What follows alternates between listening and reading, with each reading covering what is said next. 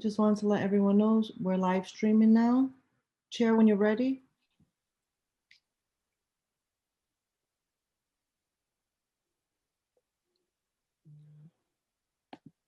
Thank you, Sergeant Arms. We're ready? Nope. I want to make sure you're good before we start our recordings. Sergeants, we're going to start with the recordings. Recording to the computer, all set. Recording to the cloud, all set. John, you may begin with your opening now. Good morning and welcome to today's remote New York City Council hearing on the Committee on Small Business. At this time, would all panelists please turn on their video for verification? Once again, all panelists, please turn on your video for verification. To minimize disruption upon testimony, please place all electronic devices on vibrate or silent mode. If you wish to submit testimony, you may do so at testimony@council.nyc.gov. Again, that is testimony@council.nyc.gov. Thank you for your cooperation. Chair, Joe and I, we're ready to begin. Thank you, Sergeant at Arms. Good morning. I am Councilmember Mark Jonai, Chair of the Committee on Small Business, and I'd like to welcome you to our hearing today on the Mayor's Recovery Agenda. The COVID-19 pandemic has disproportionately affected certain boroughs and neighborhoods, highlighting health and economic disparity in our city. From total COVID-19 infections and mortalities to small business closures and unemployment numbers, lower income communities and communities of color have experienced the worst of this pandemic and its economic devastation. Unfortunately, New York City's minuscule relief efforts intended to helping struggling New Yorkers have also failed to help the highest need communities. During the first round of Paycheck Protection Program, for example, New York State received one of the lowest amounts of PPP funding in proportion to its total eligible payroll. The city's relief program also failed to equitably disperse needed financial relief to struggling small businesses. As the previous SBS Commissioner acknowledged at a Small Business Committee hearing last year, SBS's Employee Retention Grant Program and Small Business Continuity Loan Fund predominantly benefited businesses in Manhattan. SBS report on the breakdown of the loan and grant issued by the City Council District, zip code, and industry type further revealed failures of those relief programs. Businesses in Council District 11 qualified for more total grant money than businesses in any other Bronx Council District, but CD 11 still received the 37th lowest amount of grant money. When discussing the creation of the Employee Retention Grant Program, Mayor de Blasio described the purpose of the program was to benefit our smallest small businesses with under 5 employees, a lot of mom and pop neighborhood-based stores. However, attorneys' offices, physicians, and dentists were the 3 professional groups that received the most amount of money through the program. The Small Business Continuity Loan Fund also failed to disperse loans to 7 council districts, 5 of which are in the Bronx. I understand that these programs were created under short notice and that the former commissioner and SBS employees worked tirelessly to launch them. Nonetheless, for the city to recover, the outer boroughs must cover, and the outer boroughs were not given a fighting chance to recover under SBS's previous relief efforts. We all recognize New York City's engine is Manhattan, but the outer boroughs are the fuel that operate that engine. I was glad to see the mayor and the commissioner announce in late November the creation of 3 new programs to benefit small businesses in low to moderate income communities.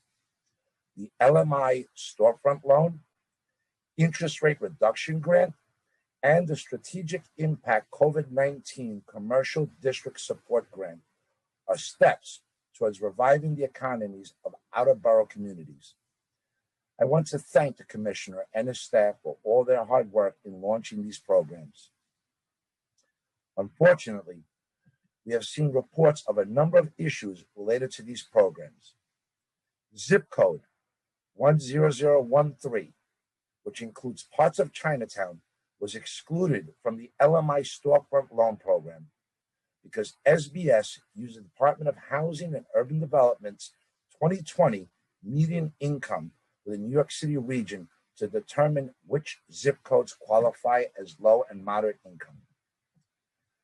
This data set overlooks certain lower income neighborhoods in the city that are part of the same zip codes as neighborhoods with more affluent residents, which exclude certain businesses from applying to these programs. To qualify for the LMI storefront loan business program, also required to provide a personal guarantee on the loan, which actually contradicts recent protections passed by the council that protect business owners from personal guaranteeing rent to property owners, a double standard. As a small business in the city of New York, experiencing decreased revenues without a clear idea of when the city will resume its normal economic activity, requiring all applicants to agree to a personal guarantee may depress applicants to the program. As the purpose of the loan program is to benefit businesses in low-income neighborhoods, the possibility of low-income business owners losing their personal assets may cause further harm in certain communities in the future. So I look forward to the Commissioner's testimony today and his explanations on some of the issues I just outlined, as well as explanations on the insufficient and inadequate dollar amounts offered to COVID-19 rescue loan and grant programs, more equitable distribution of the limited funds, and what this administration will be doing in the future to assist our struggling small businesses, which built this city and without which would not survive.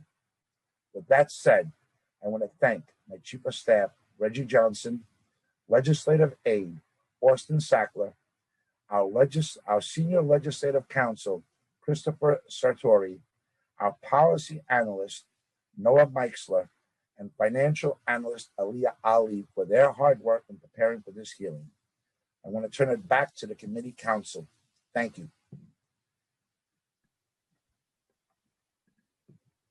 Thank you, Chair Jonai. I'm Chris Sartori, Senior Counsel to the Committee on Small Business, and I'll be moderating this hearing. Before we begin, I'd like to remind everyone that you'll be on mute until you are called on to testify, at which point you'll be unmuted by the host. During the hearing, I'll be calling on panelists to testify, so please listen for your name to be called, as I will periodically be announcing who the next panelists will be. At this hearing, we'll be hearing testimony from the Department of Small Business Services, followed by testimony from members of the public.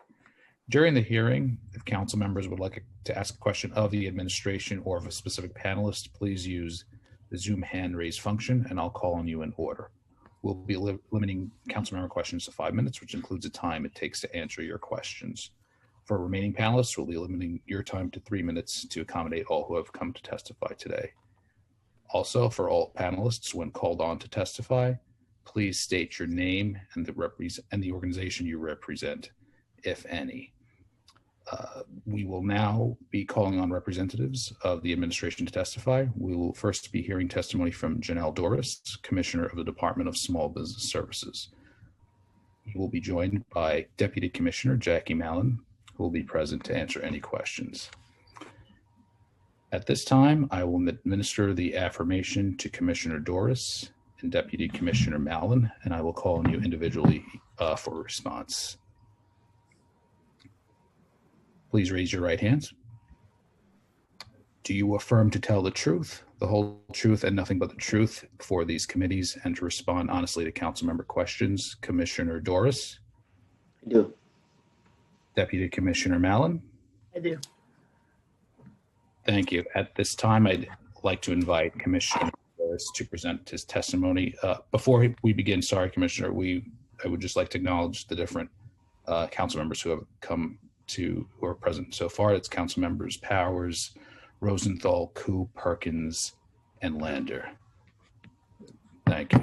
Commissioner Doris, you may begin. Good morning, Chair Jonai and members of the Committee on Small Business. I'm John Aldoris, the Commissioner of New York City Department of Small Business Services. I'm joined by SBS First Deputy Commissioner Jackie Mallon. We are grateful for the opportunity to testify today on SBS support services to small businesses and job seekers under the continued impact of the COVID pandemic. 11 months after New York City's first confirmed COVID case, New York City small businesses are still reeling. The impact continues to be devastating to our small businesses and especially to our immigrant and minority-owned businesses.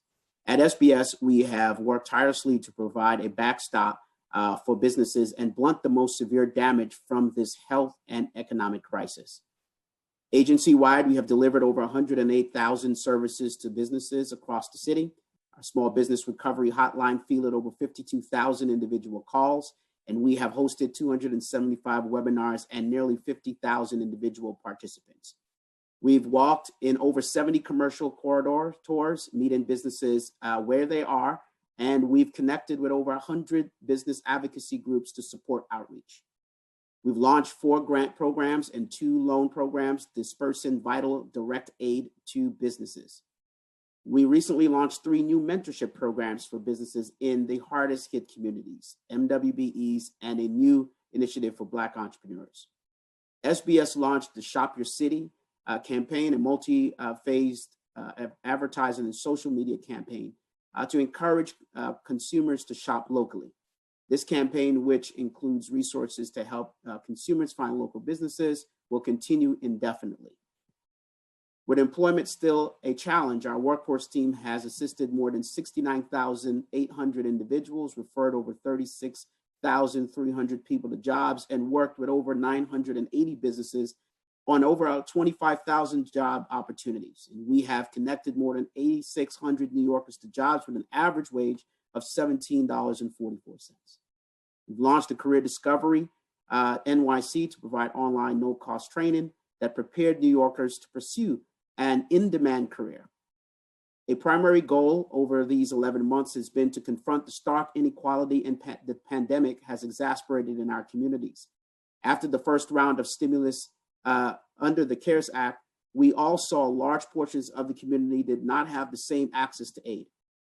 Analysis of the first round of PPP showed that businesses led by people of color in New York were less likely to receive a loan, and when they did, were more likely to receive less funding. We knew that we had to design programs that reach these small businesses, and we had to do it creatively and with limited resources.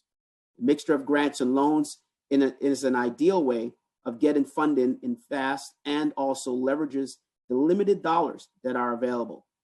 The New York City LMI storefront, the interest rate reduction grant, and strategic impact COVID-19 commercial district support grant were designed as a 2-grant, 1-loan, 3-part program to target those that did not get their fair share.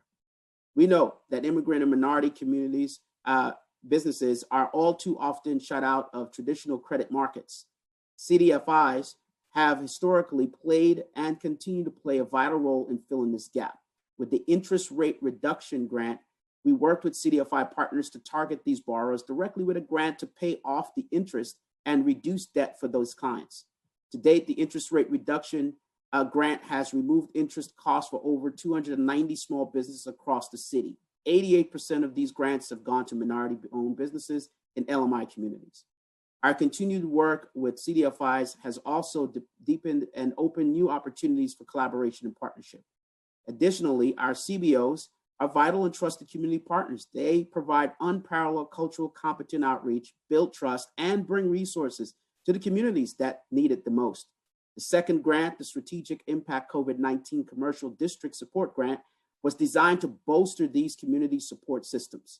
We've simplified the application process and reduced programmatic red tape to maximize impact. We also announced the awardees of our Strategic Impact COVID-19 Commercial District Support Grant. We've awarded over $750,000 to 24 organizations across the city.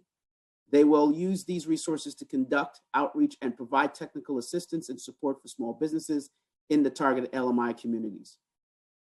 The LMI storefront loan was designed to directly target reports that showed LMI communities receive disproportionate federal funding. This program expands our reach to leveraging private dollars to provide 35 million zero-interest loans to these hardest hit areas. Our LMI storefront program has worked diligently to reach potential borrowers and support them in determining if a loan is the right solution for their business. To date, we have approved over 5.5 million to the businesses, and over 80% of these are minority-owned small businesses. The path forward for many of our small businesses is through federal aid. The latest round of stimulus funding can be a real lifeline to our city small businesses, but we must make sure they get their fair share. We launched the Fair Share Campaign NYC to help businesses take full advantage of this opportunity. For many of our businesses, this funding will be the difference between surviving through the pandemic and closing their doors for good. Fair Share NYC leverages what we learned in the first round and provides information, one-on-one support, and direct connections to lenders when needed to ensure businesses are not left out. With over $284 billion on the table, we can't afford to miss this opportunity. To get the word out on the program, we've launched a webpage, created daily webinars, created flyers in 15 languages, and have shared content with over 100 business organizations, BIDs, CBOs, and community partners citywide. We've created the Train the Trainer content that any interested party, advocacy group, or individual can follow and become an outreach ambassador for small businesses. Businesses will learn about PPP forgiveness loans and economic injury disaster loan advance, known as EIDL, that gives grants of 10,000 to micro businesses and businesses in low-income communities. Then we provide direct one-on-one support to businesses to understand what product is best suited for them. We then get to work on details and help them review and put together their loan documents, calculate loan repayment terms, connect them with our network of 40 lenders, including CDFIs, bank, credit unions, nonprofit lenders, small business administration. And we help prepare SBA loan forgiveness documents and help them understand loan payment and deferment options. With these services in up to 15 languages, we are much better positioned to support businesses through this round of funding. With the new administration in Washington, we are also hopeful that we will not be this will not be the last opportunity for our small businesses. We continue to advocate for more aid to our hardest hit businesses, direct liquidity to our CDFIs, more funding for deeper outreach, and rule changes that help ensure that no business is in need is left behind. SBS will also remain dynamic and adaptive to the needs of small businesses. We will continue to be innovative and bring more programs like Career Discovery NYC, mentorship programs, BNYC, We NYC, Fair Share NYC, the Open Restaurants, Open Storefronts program to our businesses. And if and when additional funding becomes available, we will build on what we have learned and continue to find new ways to directly support our small businesses in a way that's fast and easy and equitable. Thank you for your partnership through this crisis, and I look forward to your continued support and feedback as we get to the other side of this pandemic. And I'm happy to take your questions. Thank you, Mr. Chair.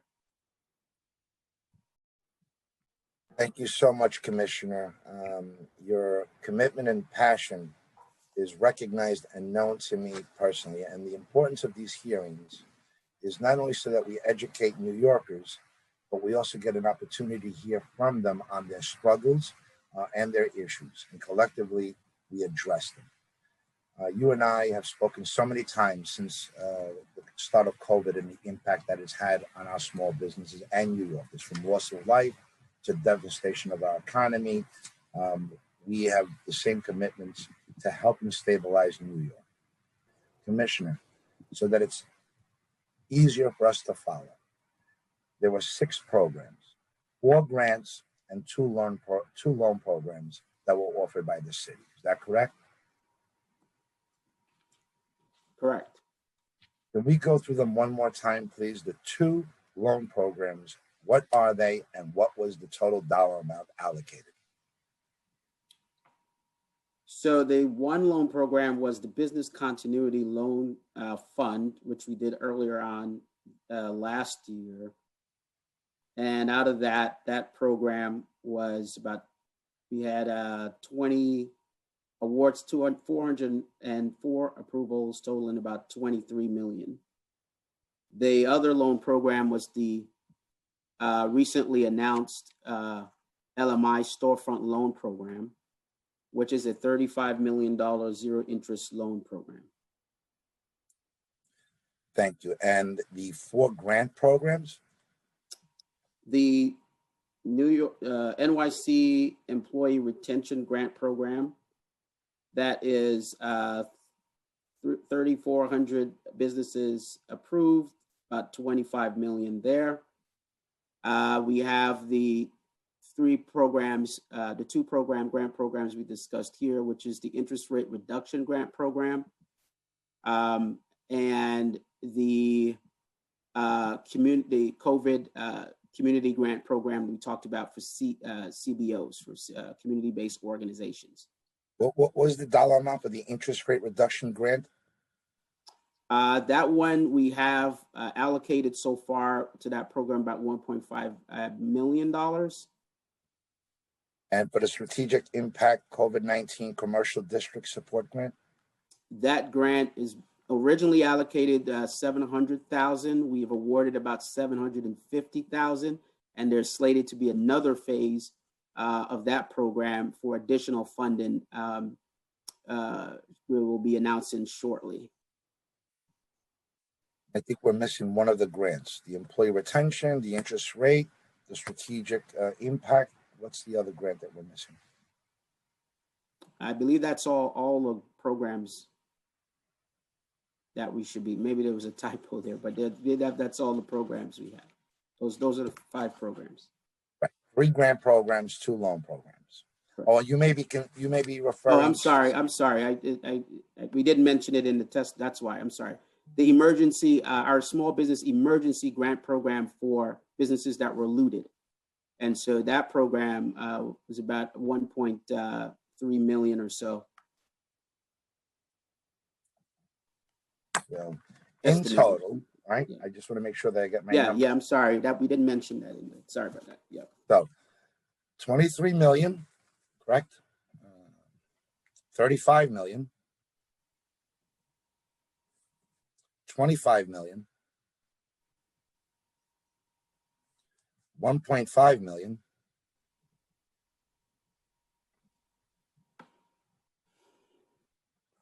750,000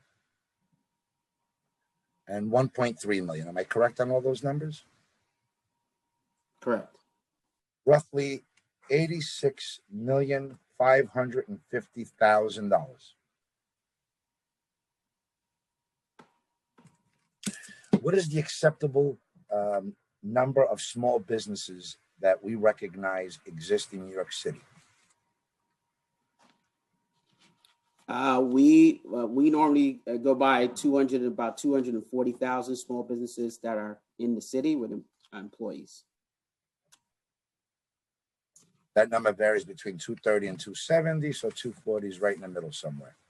I'm grateful to you, Commissioner. You and I agree that in our lifetime, COVID-19 has been the most devastating factor in small business, let alone the loss of lives and all the other devastation. I don't know of in my lifetime any other impact so devastating. You agree?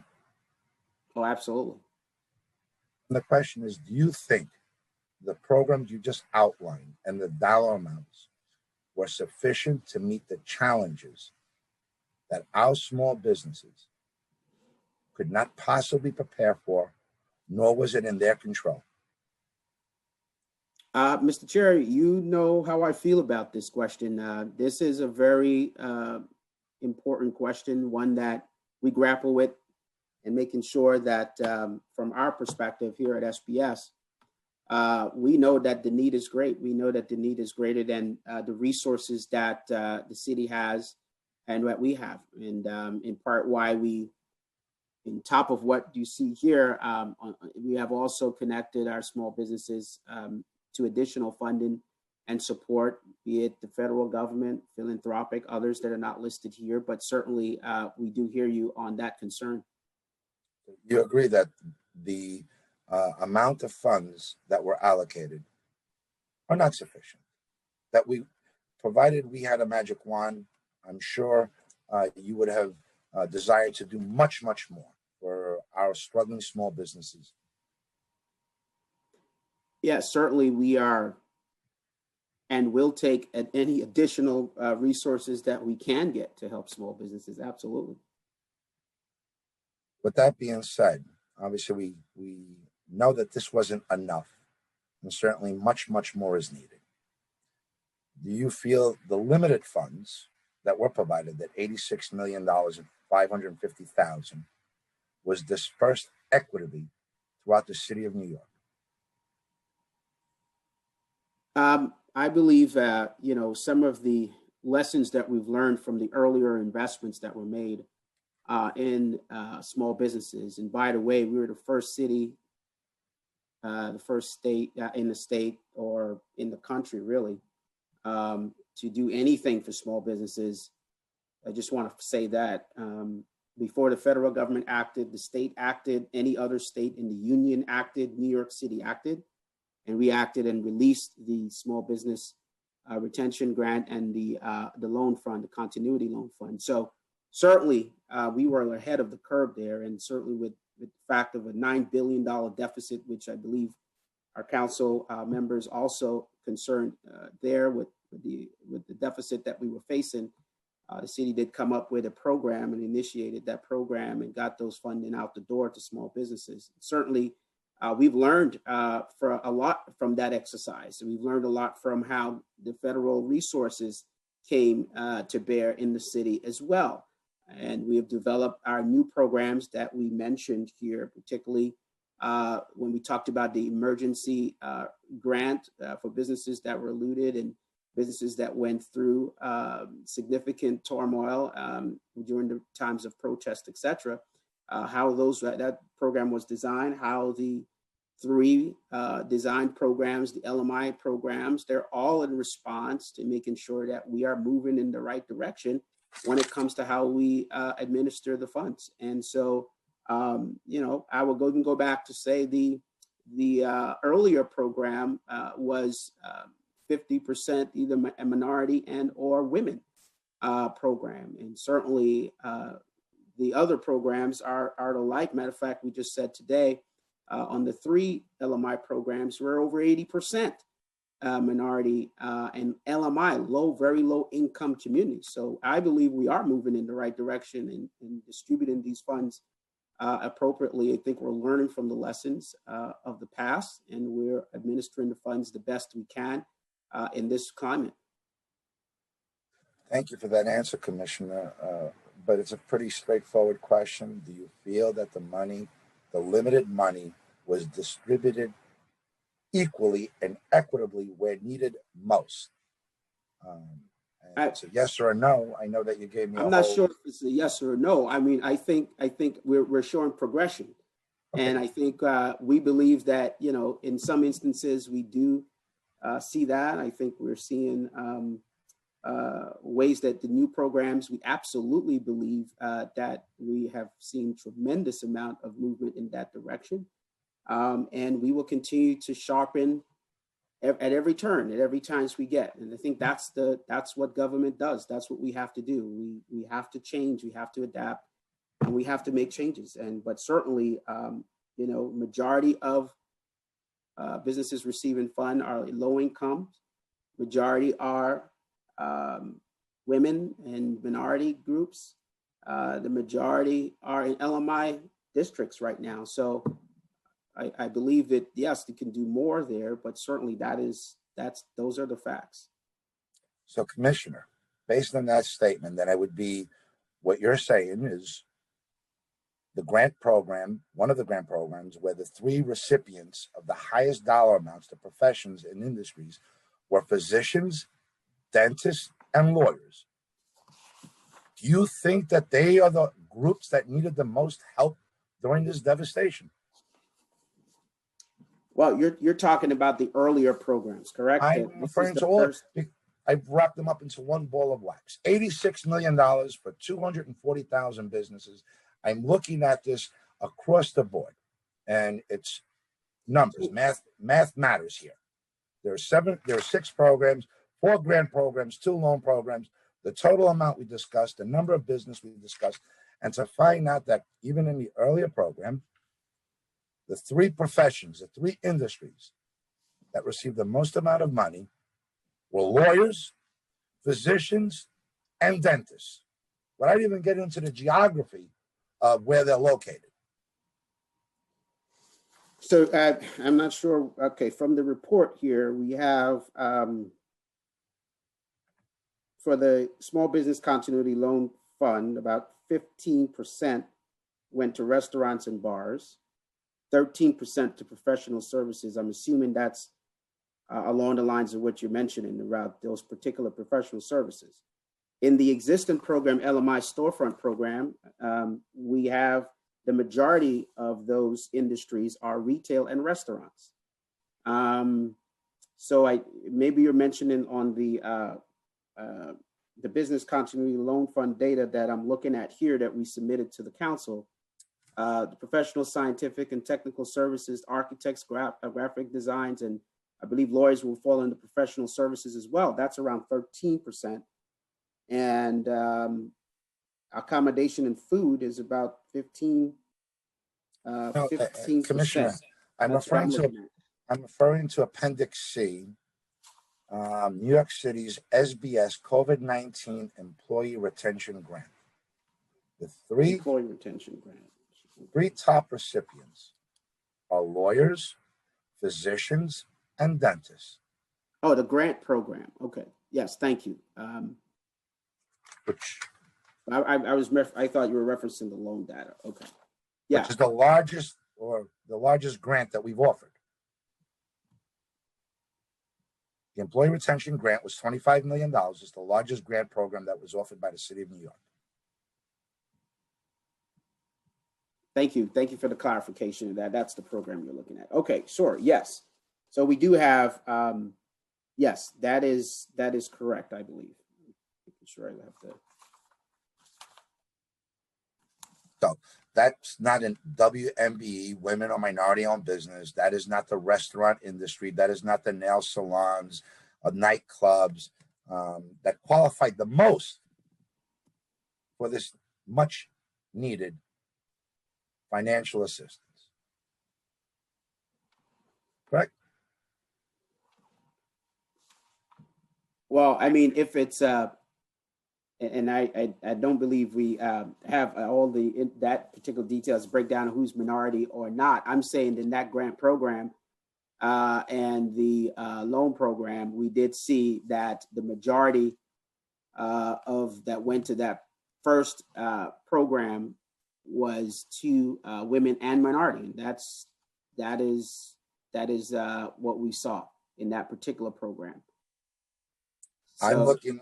I don't have the breakdown. So if you have a different breakdown on the grant program, on the Employee Retention Grant Program that identifies those three industries, I'd like to see that graph. I don't see those numbers anywhere that the lawyers, the physicians, and the dentists, which are the largest recipients of that fund, are women or minority owned.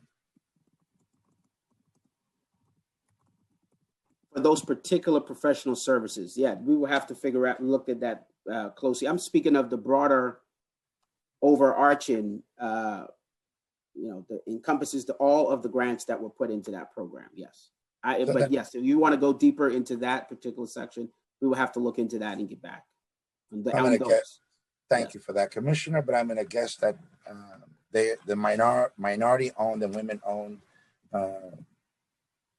companies were not the major recipients of those funds for those three specific industries, which now begins the question of, okay, if we know that the dollar amount wasn't adequate, we know that the industries that needed the most aid, that were on dire straits, which I think we could all agree are not lawyers, doctors, and dentists. We're thinking of mom and pop shops. We're thinking of local restaurants, grocery stores. We're thinking of nail salons, where that money should have really gone, did not get there. If we look at that breakdown of the $86 million, total $86 million, how much of that was broken down by, or the recipients of that funding went to Manhattan-owned businesses versus the outer boroughs? So we can, I mean, that's, you're asking 6 programs. I mean, I don't think we've done that analysis. We certainly can go through the programs one by one. We haven't combined and put them all together like you were mentioning. However, with the loan and grant program, happy to talk to you about those. So one second, I'm sorry, we're just getting all that data for you. We'll pull it up. So for the loan and grant program, the first one that we put out, we have the borough breakdown of those programs. Just the continuity, you're talking about the loan program, the continuity, or the LMI? I'm going to talk about the continuity loan program and the retention LMI. grant. That's the first one. Okay. Okay. Yep. So those two. So for the grant program, 3% Bronx, 24% Brooklyn, 54% Manhattan. I'm sorry, please, one more time, please, Commissioner. 3% Bronx, 24% Brooklyn, 54% Manhattan, 17% Queens, 3% Staten Island. For the loan program, that earlier program, again, these are the first programs the city put out in the middle of the pandemic when nobody in the country had anything happening.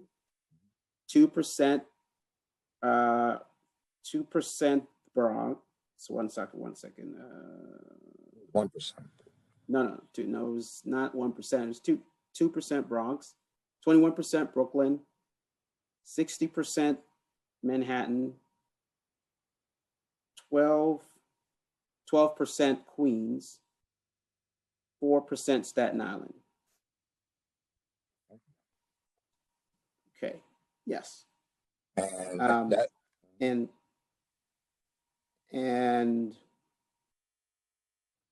correct. Thank you. Sorry about that. Just wanted to confirm. That leaves the LMI loan program. Do you have a breakdown for that one? The current LMI loan program, sure. So we want to caution that this program is early on. We just started to do awards, but from what we currently have, the breakdown. What is the total that you've awarded thus far of the 35 million? We've awarded about 5.5 million thus far. So we're awarding businesses every day. So that number goes up by the minute. But so far, as of this hearing, we've awarded to about 57 businesses and a total of $5.5 million to date. The breakdown for that program is 11% Bronx so far to date, 26% Kings, 26% Manhattan, 37% Queens. That's the breakdown. Staten Island? Staten Island, we have no awards yet for Staten Island, but we do have applications in the hopper. Again, this is very early on. We're going to award at least 350 of these loans, at least. I mean, we're barely past 50. So, this is very early on. So we want to just be mindful of that reality as well. On the other programs, the grant, the LMI. No, we did the LMI. So now it's the grant. You have the interest rate reduction. Yes, yeah, they're all okay. Yes, so that particular program, we'll pull that up for you as well. Interest rate reduction grant program, borough breakdown. The Bronx, 37%, Brooklyn, 19%, Manhattan, 26%, Queens, 19%. And we don't have any grants yet to Staten Island as the CDFIs are working to get those paperworks in. So that's what we have so far. Again, all very early on. And the strategic impact COVID-19 commercial district, you have those numbers? Yes, we do. And just flagging for this particular grant, it went to community-based organizations based upon communities that needed the most, and also that were high COVID impact, and where we did not have significant SBS, either Avenue NYC or other grants in there. So in the Bronx, we have, and sorry, we don't have it. It's not breaking down the same way as the others, but I'll just list it for you. So there were 1, 2, 3, 4, 5, 6, 7, 8, 9, 10, 11, 12 communities. These are $20,000 grants to community-based organizations to do support business services. In Brooklyn, 1, 2. What was the 12 though? For which borough? Bronx. Bronx. Again, I would not. Anyway, I would not look at these as in the same light. You remember resources that we've already deployed to these areas. We're trying to fill some gaps and just support some of these smaller businesses. So the Bronx Chamber, for instance, have fought 4 communities that they're going to work with, that they applied for, etc. So Brooklyn, so that's 12, sorry. And 9, I believe, in Brooklyn. Same dollar amounts, 20,000 grants? All 20,000 grants. These are all $20,000 grants for community organizations to work with LMI communities where there were not a lot of assistance. And so they would have to apply, and then we will award it to them, and they will go ahead and continue doing the work they're doing. Communities in Manhattan and LMI communities, you're talking East Harlem, Lower East Side, etc. So I believe it was 8 there. Queens have 3 awarded so far. The neighborhoods, again, we did not get some applications from some neighborhoods, and so we started up a second phase to get the various communities that did not get an award because no one applied. And so we have put it back out again, starting, I believe the applications go out on Monday, in which we're going to try to get additional community-based organizations to apply for those $20,000 loans. I'm sorry, grants. Yeah, sorry, Commissioner, because I understood that originally that program was 700,000, and then you bumped it up to 750. Correct. The numbers that you just gave me, 12 for Bronx, 3 for Queens, 8 for Manhattan, 9 for Brooklyn, are 32 businesses at 20,000 each. That's 640,000. There is let me make sure. I'm sorry. It's not businesses. These are community-based. Community-based, right. Yeah. Mm-hmm. So 1,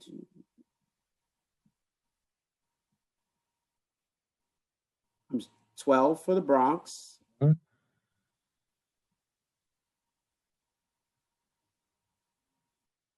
9. Brooklyn.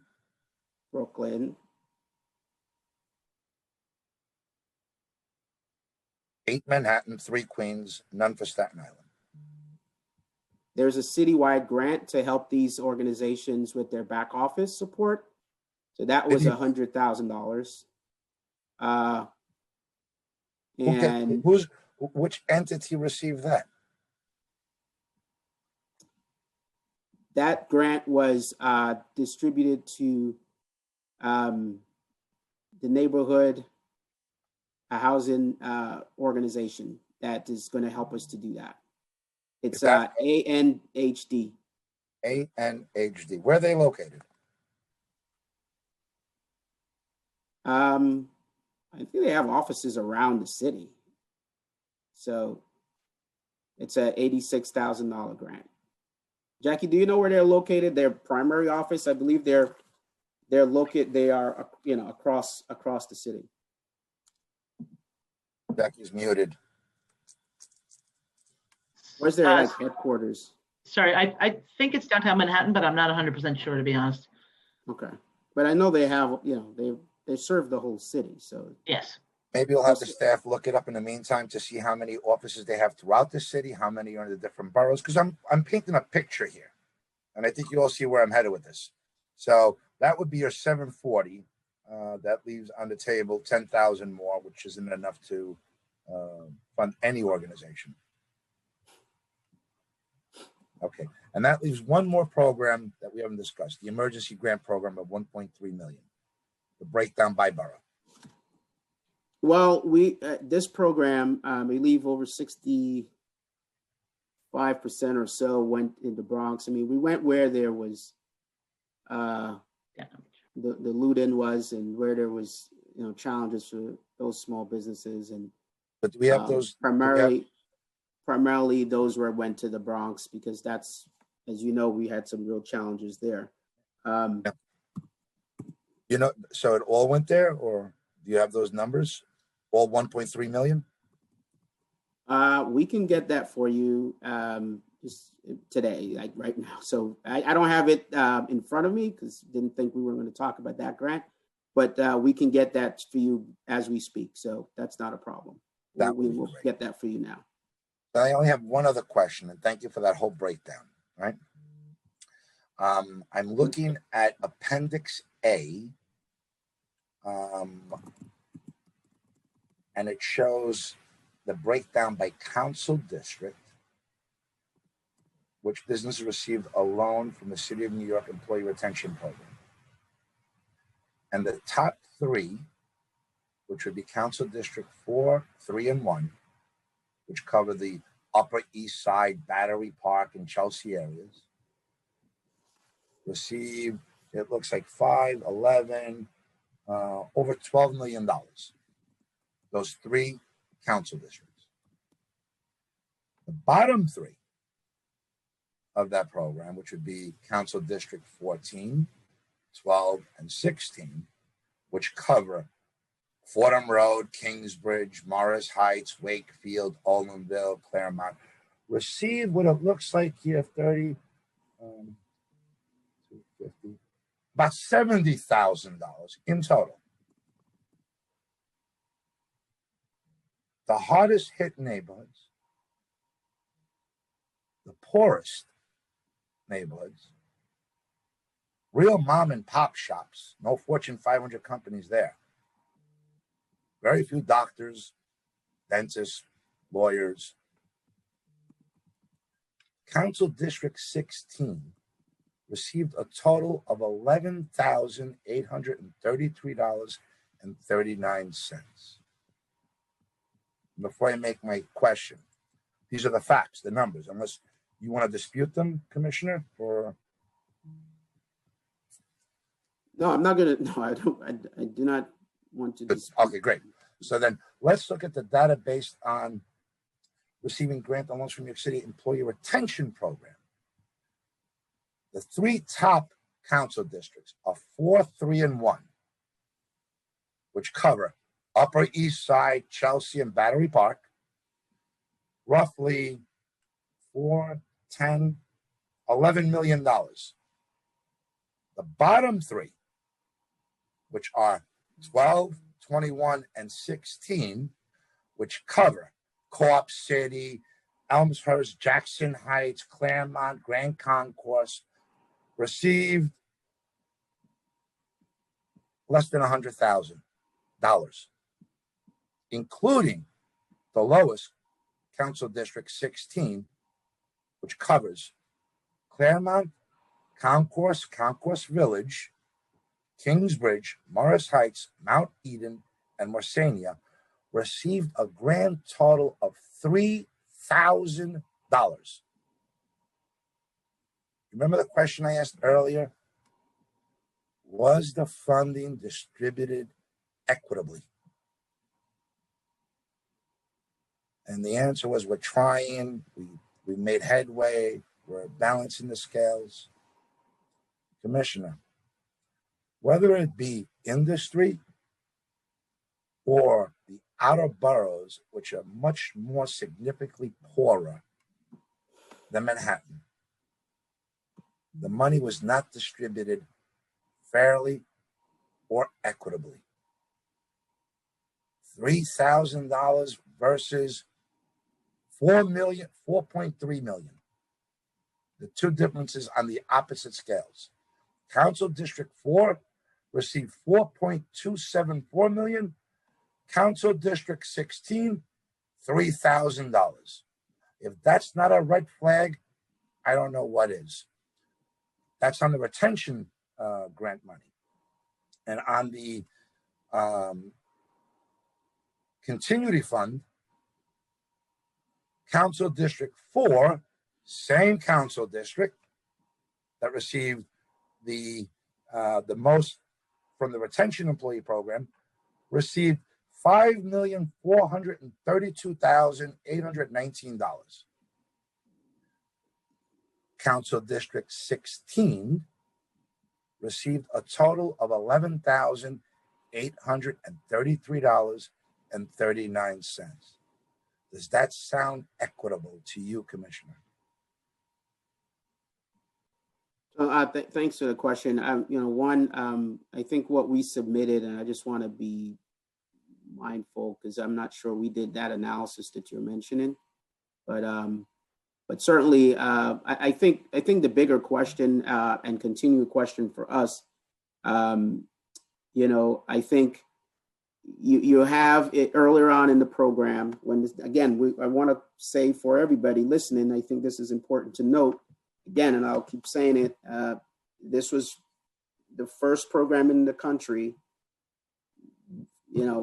and the first program that was released by SBS to help quickly do something while we waited for the federal government and others to really do something. And so the city took a step forward and really pushed out a program at rapid pace. Within weeks, the money was already sucked up because, the need was so great earlier on in the crisis once the shutdown started. So I wanted to contextualize it. The second portion is certainly, I think, as we look at all the programs we have instituted since these first two programs were put out, I mean, there were very clear distinctions as to how we want to approach this. And once the data came in and we understood what was happening, the reports were out, we reviewed where the resources were going. You had businesses who were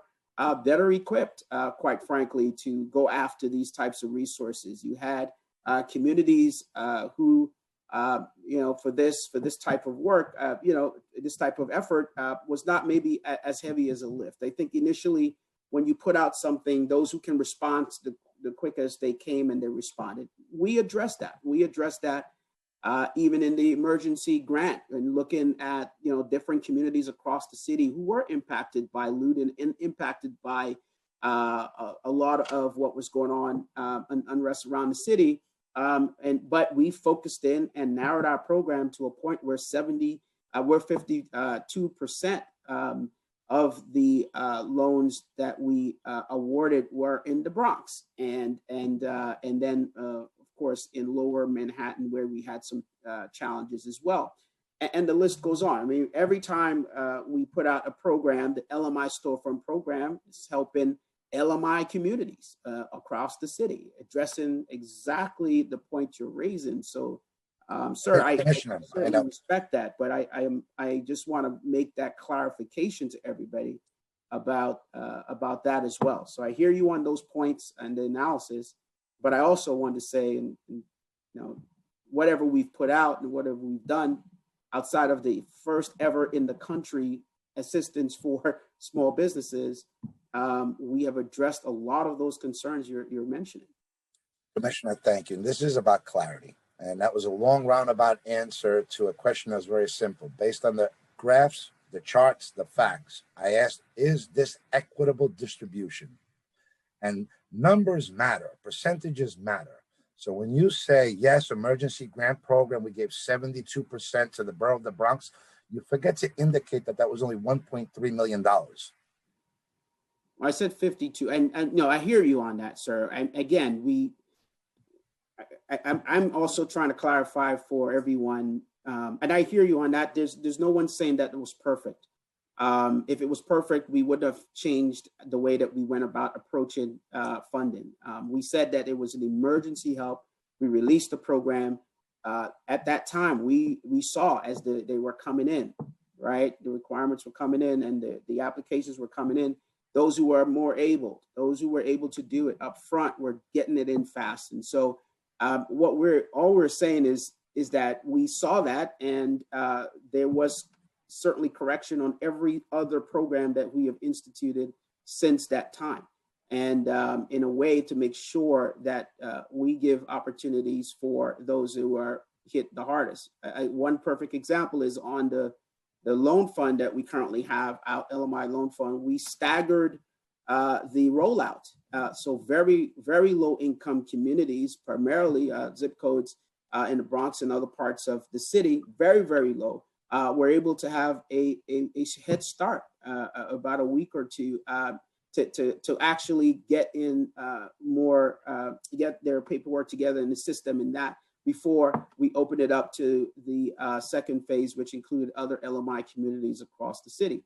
And so certainly saw that as a lesson learned, certainly saw that as a change in which we implemented and respect the concern there, but also the fact that it has been addressed, and certainly in our programs now, that's how we are, administering the resources that we have. Commissioner, it's a long route answer to a very simple question that the answer should be no. The money was not distributed equitably. That was the second question. The first question is this money enough? The answer should have been no. It's a straightforward question, but I'm going to get to my third question.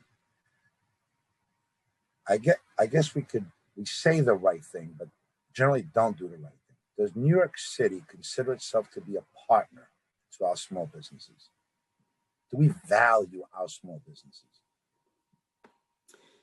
Well, sir, I think the city has an entire agency dedicated to small businesses. I would say absolutely yes. We do value our small businesses. They're the backbone of our economy, backbone of our city, and uniqueness that brings character to all of our neighborhoods. And so I believe we do value very much so our small businesses. Thank you for that. And I believe you mean it when you say that.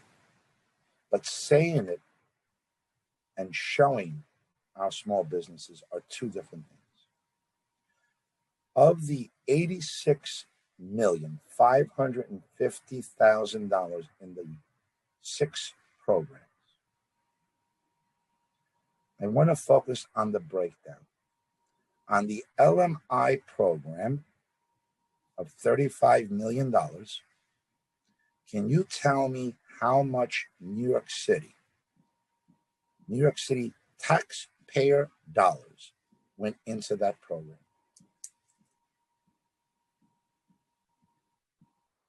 The program has $31 million from our private sector and another $4 million given to the city through stimulus dollars, and actually another $9 million because we're buying down the interest to zero for the borrowers. So there's an interest rate reduction grant program also looped into that program, and also the loan, what we would call the loan loss reserve. So if any of these particular businesses, God forbid, default or have an issue in paying, there is a backstop there, and those are the funds that the city provided. Hearings are important for transparency and clarity. You stated the total LMI storefront loan program was $35 million. Is that correct? The fund that will be, yes, that's a $35 million fund. And $31 million of that money came from private capital, $4 million came from the EDC budget. So if I ask the question again, how much of the $35 million came from New York City taxpayer dollar corporate? What's the answer? 4 million? I would say that that's the dollars the city received and the dollars that the city purposed. So I'm not sure I don't know how you call it. We all taxpayers, we all pay federal taxes. So I'm not sure how to break that down. But the city received those dollars and they allocated those dollars to this program. So there's $4 million on the interest rate reduction piece as well, because we're buying it down to zero. There's additional dollars there, but for the purposes of the fund itself, how funds work, yes, it's $4 million. So the answer is New York City taxpayer dollars, not what came in from the federal government, what came in from the state government. We understand that's part of the budget, but the overall question is, what was the dollar amount that New York City contributed into that loan fund? And this is important to me and all those that are participating in this hearing. Yeah, I see where you're going. I don't agree with your assessment, but there's $4 million that the city put into the fund, and I'll just leave it at that. There's $4 million the city put into the fund. Thank you for that honest answer. Now, I'm going to ask another question. On the Continuity Fund program of $23 million, how much did the city put in? That fund was also through our federal stimulus funding the city received. Okay, so federal funding provided the funds for that program, not city taxpayer dollars. I would say yes. The stimulus fund that we received, we allocated it accordingly. Right. So federal stimulus money was applied to that loan program. So city contribution, direct city contribution is zero. I do not agree with that assessment. We could have done anything in the city with these dollars. We chose to invest it in small businesses. So I would say that's the city. Well, it was given for that specific use from the federal government for the city to do so. But the cost to taxpayers in New York City, those that pay income tax, real estate taxes, water and sewer, that pay sales tax to the city of New York, of that money, $0 came from the city taxpayers' coffers. The answer is yes, Commissioner. That's the truth. And then I'm going to ask the same, well, Commissioner, if the federal government gave a stimulus to COVID for New York City, that is not New York City taxpayer dollars. That was the stimulus program that we keep referring to, that the federal government's not doing enough, that we need more. So we received some funding, and that funding the city distributed through programs. I asked the question again because there's a difference between city tax dollars, state tax dollars, and federal tax dollars and how they're spent. And we had this whole conversation about how New York City values small businesses. They are our backbone, they're our partners. We went through the whole thing about saying the right thing and doing the right thing. That's the direction I'm headed in. And the answer to that, if we peel it all down, the layers, New York City taxpayers contributed $0 from our coffers for that program. Would you be surprised that none of those city funds either went to the retention grant program, which was also funded federally? So none of the initial funding came from the city of New York, with the exception of $4 million through the LMI storefront loan program.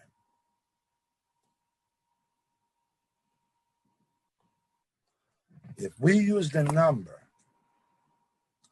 that is acceptable of $4 million, and if I'm wrong, please tell me, divide that by the number of small businesses in New York City, which is 240,000, equals $16.66 per small business. In the time of devastation,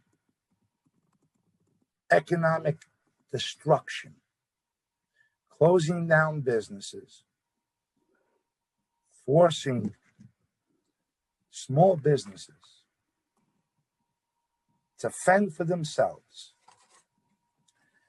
In the 1970s, this administration and every elected official has used the words of when New York City needed the federal government the most, they told New York City to go to hell.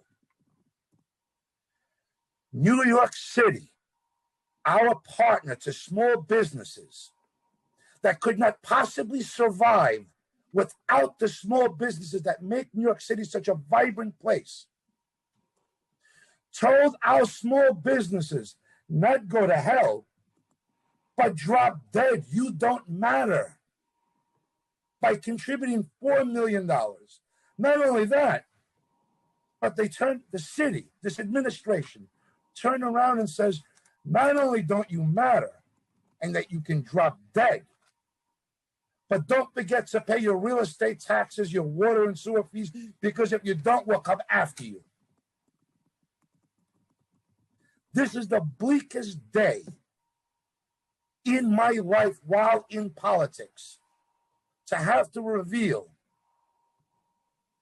that New York City does not give a damn about small businesses. And all of these men and women that are partaking in this hearing, that are going to plead, share their stories and tears as they explain what they've gone through and continue to go through, is a tragedy for our city.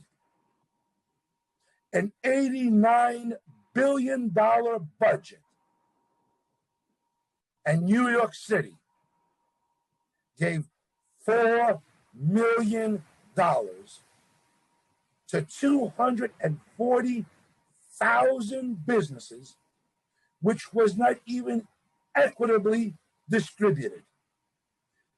This is criminal, Commissioner. It's an embarrassment. I'm ashamed to be a part of a government that could not do the right thing for New Yorkers in their most dire time of need. If there's any response that contradicts these facts, Commissioner, please correct me.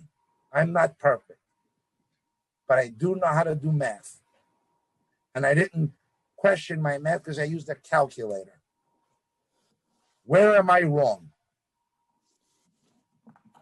Well, all I have to say, sir, is that, look, we had SBS, we leverage the private sector. Yes. I think that's smart. We leverage federal dollars. I think that's also smart. We do all that we can. We've already helped over 5,000 businesses connect to over $125 million in support. That is our work. We are facing the biggest budget deficit since the 1970s, as you know, $9 billion. So I would say that we know we needed to do more. We understand from our analysis, when we looked at the federal PPP program, we understood about $18 billion plus came to businesses in the city. We helped facilitate that through our programs, and we helped facilitate that through the work of SBS. And so I will stand by our work here of helping businesses connect wherever the funding is. And certainly with the city at where it is budget-wise, and as a council member and a chair, you know where we are on the budget side and where those deficits are. As a commissioner, I'm going to go wherever I can find the resources. And certainly we are doing that for our small businesses. We've got 40 lenders we work with.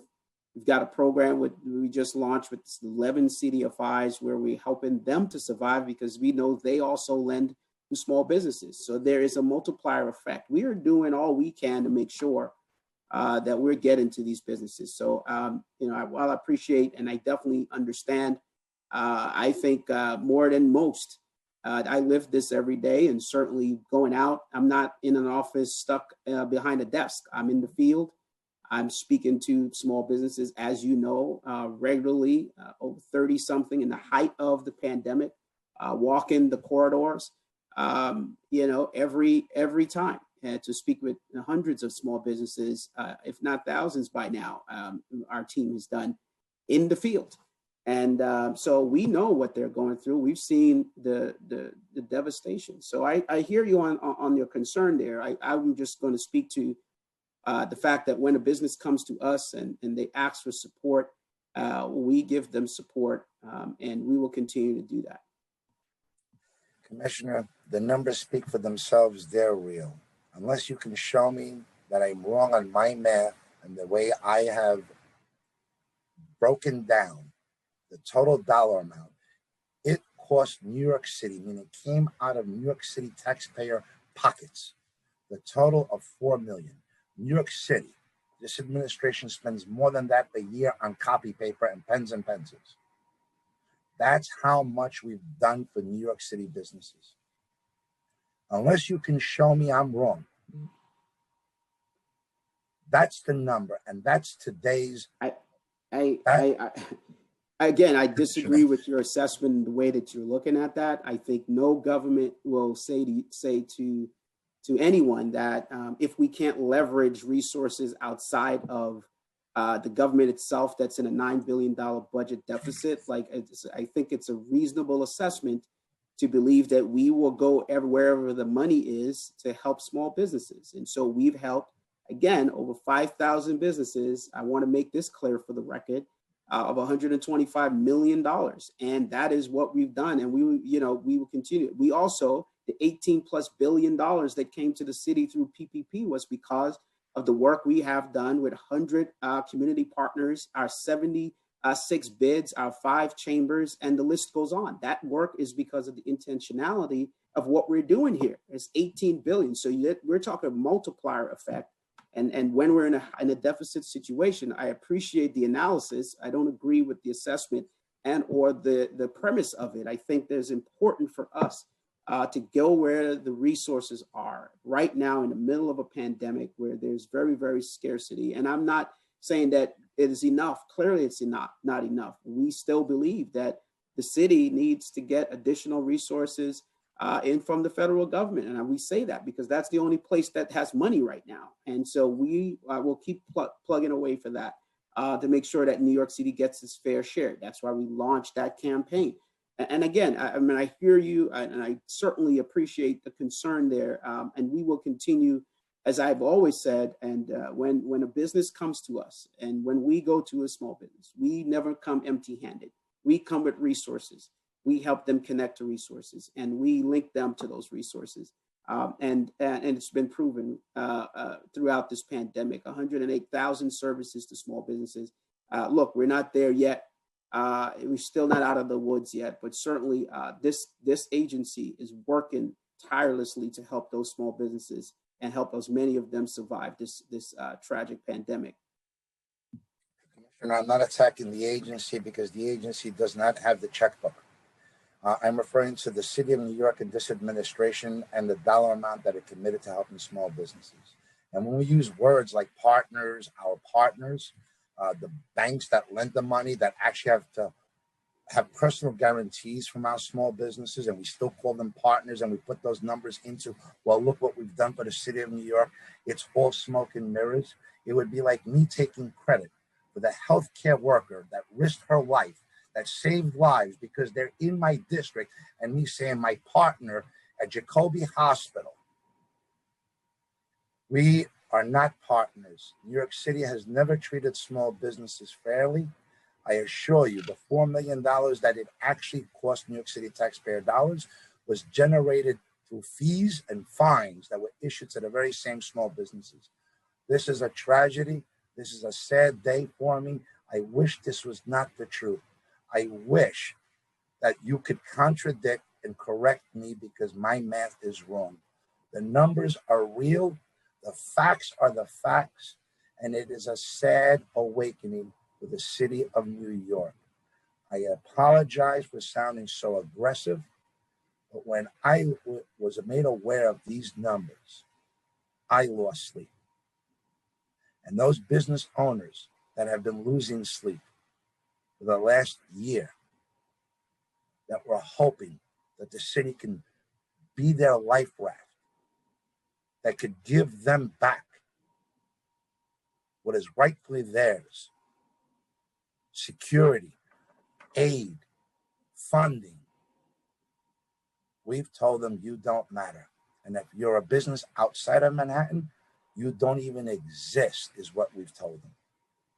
And with that, I'm going to turn it back to my colleagues for questions. I'm not sure who has questions. Thank you. Thank you, Chair Jonai. At this point, we'll move on to council member questions. I'll now call on the council members to ask their questions in the order that they have used the Zoom hand raise functions. Council members, if you would like to ask a question and you have not yet used the Zoom raise hand function, please raise it now. Council members, also, please keep your questions to 5 minutes. The Sergeant at Arms will keep a timer and let you know when your time is up. You should begin once I have called on you and the Sergeant has announced that you may begin before delivering your testimony. At this point, we will hear from Councilmember Koo, who has questions, and he will be followed by Councilmember Rosenthal. Thank you, Commissioner, and thank you, Chair Jonai, for the very important discussion about small business.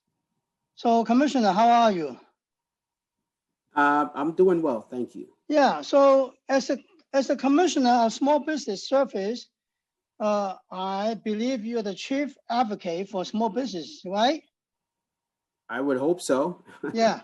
Yeah. But I have heard this economic recovery talk, right? I didn't hear anything about economic recovery agendas besides some figures, no? So my point is that city administration has to listen to the people when they set out certain policies, right? Yeah, they cannot vehemently impose some policy in New York City, especially like Queens area. My district, as you know, is a very important transit hub, very important downtown area. We have hundreds of small businesses that depends on people from around the area, not just the people taking the bus. So recently, the city imposed a ban on cars coming into downtown Flushing. Only bus and trucks can travel on Main Street for like 7-8 blocks area, which is the most important area of Flushing, right? So the economy is already bad because of the pandemic. Now you put on this ban, travel car ban. People from around the area in the Speyside, Whitestone, or the tri-state area, they cannot come to downtown Flushing to do shopping. And we have Lunar New Year next month on the 12th. Lunar New Year is the most busy season for Asian families. They come to Flushing to buy all these special stuff to celebrate for the New Year. So now business is complaining. Their business decreased 30 or 40%. And meanwhile, the city insists on carrying on this ban. Why you have to do this? The local business have to go to court to stop it, but the judge didn't listen to the small business because they don't know how to do a good presentation of the argument. So I hope, as the chief advocate for small business, you can go talk to the Department of Transportation or the mayor, right? Tell them, hey, now it's not a good time to do this. No, wait till 4 months later, after the pandemic, after everybody go to work, maybe you can try. We cannot lose businesses for the sake of saving a couple of minutes of bus time. They insist on, if they ban on this, the bus can travel maybe 2 minutes faster. 2 minutes faster has millions of sacrifices in downtown Flushing. That's one point, right? So I hope you will go talk to them, because I now believe you are the chief advocate. I don't want you just to be a talker. You have to do something, right? The second thing is, like I have talked to you before, downtown Flushing has so many illegal street vendors. I talked to you 4 months ago. I talked to you, I forgot the mayor 4 months ago. And the worst thing is, he says NYPD is not taking care of this. So if NYPD is not taking care of this, who is taking care of this? Consumer Affairs is not taking care of this. Nobody come to enforce this law. Last Friday, we have a suite with NYPD and sanitation, and they only do something to the guys who sells fish or sausage, those obvious bakers. The policemen go tell the vendors, hey, you're not supposed to do business here. This is a sidewalk. It's illegal. Nobody listens to the police. They laugh at them because the mayor openly said NYPD is not taking care of this. So you have to tell the mayor. I told the mayor already, if NYPD is not taking care of this, someone has to take care of it. There cannot be lawlessness on streets. People now, they take advantage of the situation. Everyone come out to sell on the streets. The sidewalk is so crowded, you cannot even walk. The sidewalks are for pedestrians. This is not like 1930s, no? Everybody sell on the streets. New York City is one of the most biggest city in the world, and we're supposed to have law and order. So those are simple things, and government cannot do it. So I hope you can answer that. Yeah.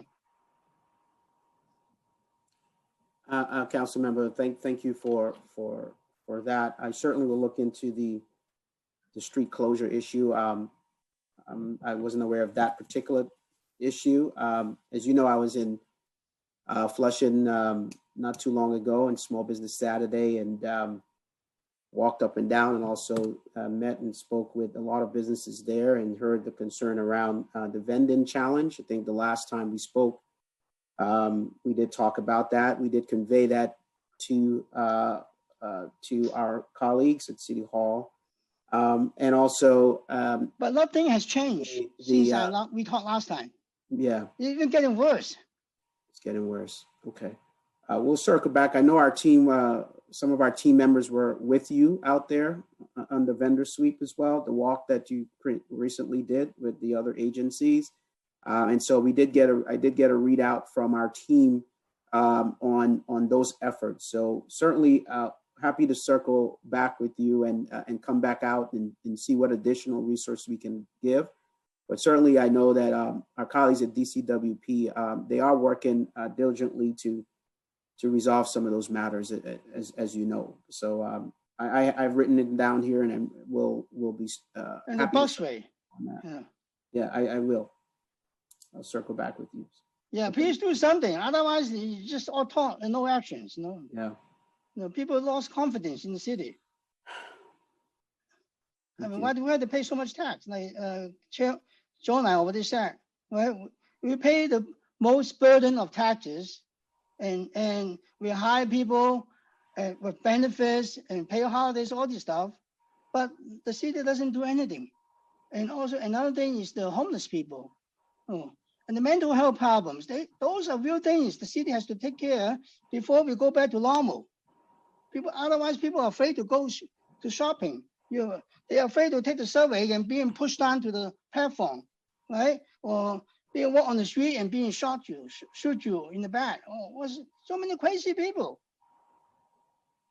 The administration do these quality of life issues to bring back confidence. Quality of life issues are very important. But so far, the city hasn't done too much, or not much at all. So I hope you'll relay those messages to the mayor, even though he has only like 11 months to go. But if he wants to build a legacy, he has to do something for our small business owners. Thank you, or the citizens. Thank you. Thank you, Councilmember. Thank you.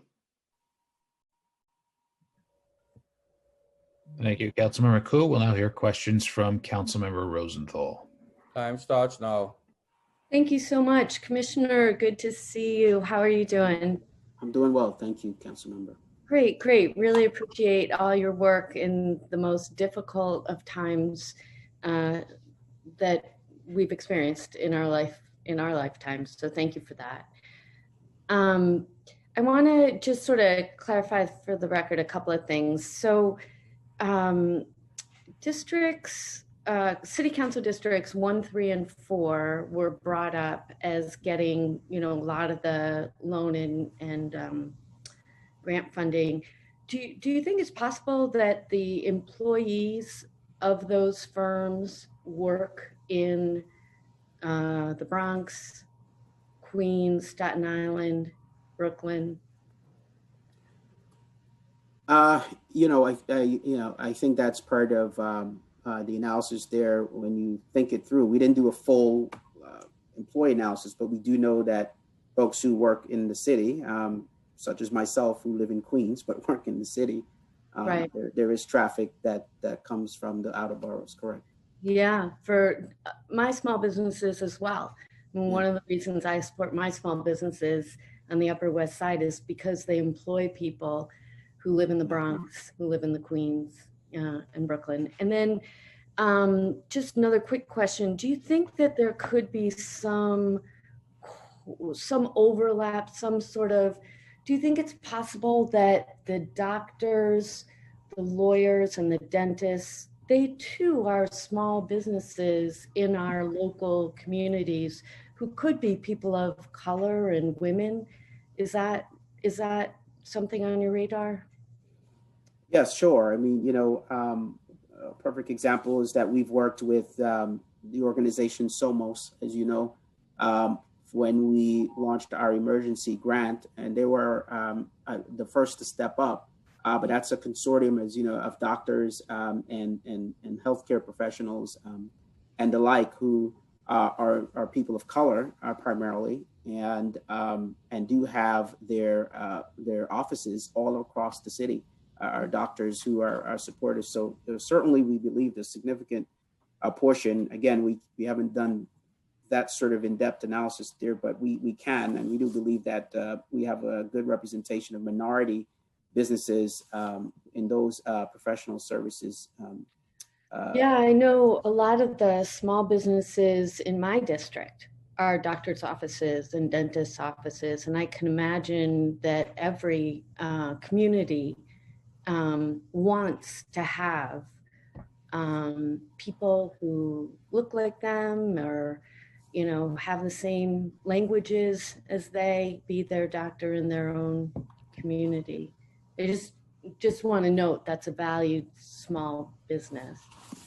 And then lastly, I just want to put on your radar for upcoming grants specifically, not so much loans, if you could be mindful of the worker cooperatives, sort of the alternative, non-traditional small businesses, which are throughout the district, not, primarily in Manhattan at all, but whose employees are among the lowest income employees and people of color. One of the things that our worker cooperative initiative partners have been able to do is access the federal PPP. Between all those partners, I think they were able to access over $10 million in federal emergency funds, as well as nearly $400,000 in private grants and donations to help keep these worker cooperatives alive. And, I'm just sort of hoping that in your next round of as you continue with your loan program, I'm hoping you'll be open to the non-traditional businesses. Well, council member, this is something very dear to us here. And of course to our Deputy Mayor Thompson, who oversees SBS. And from the Employee Ownership NYC program we recently launched. 70% of those worker cooperatives, those businesses, who are going out, Expired. don't have a succession plan, right? And we are saying, hey, come over. We want to talk to you a little bit about what it means to sell your business to your employees, right? Which majority, 85% of them or so, are people of color and women. And so you're absolutely right about our commitment to worker cooperatives, and certainly here at SBS, we manage the program that the council has instituted, and it's been really successful. So, as part of the Fair Share campaign, we're not focusing on just one type of small businesses. Worker cooperatives also part of that. So we absolutely agree with you on strengthening the opportunities there for worker cooperatives, and we're committed to that. And certainly love to talk to you more about how we can deepen that work, but certainly we're absolutely committed to that. Oh, it's so great to hear. Yeah, I'm really excited about the ESOP program. It's extraordinary. Thank you so much for, I think the administration is really on the right track with that. But just to sort of, just to make sure that we're all clear. So for worker cooperatives, which are more fragile, oftentimes small businesses, they're what they really need access to are loans. Are not the loans, but the grants, so they can continue employing, people who need it most and who are doing God's work. Home health aides, are many of our cleaning workers, but also, as you know, dog walkers. And one of the small businesses that's being used by the city during this time. All right. No, thank you so much, and absolutely that is logged, and we will continue to follow up on the grants component. I think working with our CDFIs who also work with our worker cooperatives, particularly around some of the debt reduction programs and grants that I mentioned earlier, we certainly are going to deepen our conversation there, and also I can get back to you on a little bit of what we're doing in that space as well. Great. Thank you so much. Thank you, Chair. Thank you, Councilmember Rosenthal. And I just want to piggyback on this, because I want to make sure that we understand that New York City as a whole is suffering. All small businesses are suffering. But I don't think anyone will agree that of all of the industries, doctors, lawyers, and dentists needed the help the most during the COVID-19 devastation. And anyone that has a business in Council District 431, God bless my council members, my colleagues for the districts they represent, to think that anyone from the Upper East Side that has a business in the Upper East Side, Carnegie Hall, Yorkville, Central Park South, Middletown East, Times Square, would be living in the Bronx as a whole majority, or the poorest section like Council District 16 that received $3,000 as a whole, compared to 4.274 million in Council District 14, would not be an argument I want to make. Claremont, Concourse Village, Highbridge, Morris Park, Mount Eden, and Marcenia are the poorest in our city and received a total of $3,000 compared to the most wealthiest and affluent neighborhoods in Manhattan. I want to make that clear. I am arguing and passionate and fighting for all small business, but I want to make sure that the limited help that we have goes to those that need it the most. And it's not lawyers and doctors that have offices on Carnegie Hill or Times Square. Thank you. Thank you. We'll now hear from Councilmember Rodriguez, who has questions, and he'll be followed by Councilmember Levin. Time starts now. Thank you, Chair. as everyone know, like when I approach anything, question, concern for the small business, I always come from the perspective of understanding that no mayor has done more to the small business than Mayor de Blasio. And I feel that, it's tough to be the mayor. We don't have to agree on everything, but it's more easy just to focus only on the negative things than comparing where were the city before and after his administration. So with that in mind and that understanding, I do have, as everyone know, as a city, we have inherited something what the chairman has said, lack of fair share to all communities. And with that, Commissioner, can we agree that when we look at who benefit from those loans in Manhattan, if you do the breakdown, the number of loans that people being able to abstain to get in the Northern Manhattan, Washington Heights, Community Board 12, is also similar to the number in the Bronx? And that when we look at Manhattan, that number reflects the whole borough, but most loans were given to not necessarily the underserved communities? If you're referring to the earlier program, the fund, that's an earlier loan program that we did, the first one. Yes. The breakdown, yeah, I mean, as the breakdown we had, I don't think we sort of went to down to the community level like that. I did say that there was about 54% and 43% grant and loan respectively for Manhattan. We did get the most applications from Manhattan, almost 3 times the amount of anywhere else.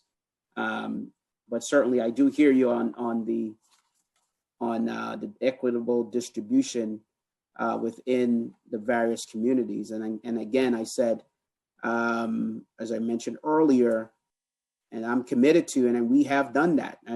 Part of the challenge, I think, is, the previous programs and existing programs and what we've learned from previous programs and how we rolled it out. And now we have programs that are focused on LMI communities specifically. And we are, working again to make sure that those particular programs get in those low to moderate income communities. And I think that was a very deliberate. But what happened, Commissioner, as you know, I want for you to succeed. I want for you to leave your fingerprint and something new, bring innovation to the city. I know where our heart is, but there's also things that the dynamic in our city sometimes is beyond us, because there's already a mechanism that allows certain communities, certain groups to have more access, and to be able to get and apply and take advantage. Like, as we've been going through the small business, the same thing that we're going through the vaccine. Like, that's why I'm working with the Brooklyn Borough President, Eric Adams, to be sure that we resolve the issue of equity. Yeah. Here in Northern Manhattan, we know that the armory is open for the vaccine. 90% of people getting the vaccine, they're white. And I don't want no whites not to get the vaccine, but I have issue when you do look at the line and you can look and see who is Black or Latino. Yes, because most people who know how to navigate the system with the internet and the fact that people cannot make the appointment by phone, and that's been happening for years and over. What we hear is that we're working to resolve those issues. But for the meanwhile, people are dying. And those people, they have color and they belong to the working class. So when it comes to this, in my 11 years at the council, you inherit that mess when it comes to what's going on. Why the Black and Latino, the working class, the small business, the map and pop, the bodega owner, the multi-service, they apply and they hear and they get so excited when they hear, yeah, you can have access to this loan. But when it comes to who are approved, for many reasons, for many red tapes, we are at the same level in Northern Manhattan as we are in the Bronx, Chairman. And I think that this is something that we need to resolve as yesterday. And second question is on the loan given to the non-for-profit, the strategy impact grant. I'm sorry, not loan, grant. You say 12 given to the Bronx so you could see the name of the institution. Time expired. Any group in Northern Manhattan got one of those grants? We did not get any applications from Morningside, Washington Heights. We did put it out, as I mentioned, in the first phase. So it was listed there as the communities in Manhattan. Again, we were talking low to moderate income communities. So Central Harlem, Chinatown, East Harlem, Hamilton Heights, Inwood, Lower East Side, Morningside Heights, Washington Heights. We intend to fund all those communities. I think we didn't get. Yeah, but the thing is that I cannot leave, going to sleep in peace tonight, knowing that we intended when some people drink the clean water. So when some people already got the grant, you know what I mean? So for me, I will work with you and your team to be sure as soon as you have it ready to go out, please send it to us, send it directly to my email, that information, so that we can be helpful to also spread that information in our communities. Absolutely, sir. And it will be live on Monday again, and we intend to fund it. There's no scenario where it won't be funded. We just did not get an application. We already reached out to folks out there as well, and we can tell you who we spoke to. We'll send you that information, the CBOs out there that we talked to, once we saw that nothing came in. And we will tell you who we talked to, and hopefully they will. One particular one is the Washington Heights Chamber of Commerce. And I would like to hope for them also to get involved with this. And again, more than happy, I believe in you. I'm ready to work with your team. But, this is about, even when we go through those numbers, there's other group already getting those. And from the moment you could see borough-wise who's getting, one more time, our Black and Latino community, for many reasons, they don't know how to navigate, they got the information, they didn't apply, or they didn't, whatever, they failed to anything. And we need to be there, go extra mile in order for them to get it. So I appreciate, and again, and what happened there is the same thing that happened in the healthcare, is happening with the vaccine, happening with the COVID. And that's why, again, why I'm working with the Brooklyn Borough President, Eric Adams, also to deal with the real times on whatever information everyone should have access to when it comes to what information, what is available from agencies to our community. So I just want, again, I thank you so much, Council Member. And again, one point of clarification, the new loan programs that we have are in LMI communities, which as I mentioned, 80%, over 80% of all the monies that are going out to minority groups. And so I just wanted to make that really, really clear that we hear you, and we heard every council member before when we came to you, and this is what you did say. And we did create this program, which was able to assist Black and Latino and Asian businesses across the city, to get the support. And we are seeing that over 80%. And so we certainly want to make sure that the community-based organizations that serve those areas, particularly Washington Heights, Morningside, that we get them, in this so that they can also get the grant for that. And so we're absolutely looking forward to sending that info out to you so you can work with them so that we can get them this funding. These communities will be funded. You just need an application. Thank you, bro. Thanks a lot. Thank you. Thank you. We'll now hear from Councilmember Levin, who has questions. Thank you very much, Chair, and thank you, Commissioner. I want to ask about, I have a introduced piece of legislation, 2098, which would require Department of Small Businesses to establish a grant program for those businesses that did not qualify for PPP, with an eye specifically on MWBEs. Is there has SBS taken a look at this legislation, and what is the dollar commitment that this administration is looking at getting out to small businesses who have not been able to receive PPP thus far? Thank you, Council Member. Certainly would review the bill that was proposed. I'm sure that I'll talk with the team in reviewing that particular legislation, but I do hear the point on, PPP not getting to certain communities, and we're certainly aligned there. As I mentioned, in part, we did the LMI storefront program because we understood the PPP that came to New York City. Once you do the analysis, once the data was recently made available, really about 10% went to very, very low income communities. And so, in part why we wanted to do the LMI storefront program and the LMI strategic grants and so forth that we're doing now, it is to address that particular challenge. And then we have our Fair Share campaign to get as much funding to those communities as possible. As I said in my testimony, that campaign is a robust campaign. I mean, we have working with our 40 lenders to make sure that they and our CDFI network who are on the ground with our business solution centers as well. We are doing daily webinars and training. We are connecting businesses in 15 languages to this. I mean, this is an all-out push. We're pushing advertisement out there on a Fair Share campaign.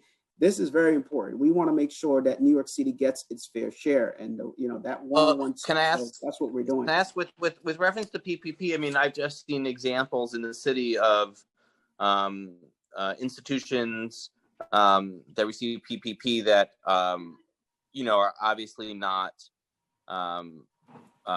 really serving lower moderate income families or businesses. I mean, just as an example, Poly Prep, I think, got however many millions of dollars. My staff just told me St. Anne's School got $6 million.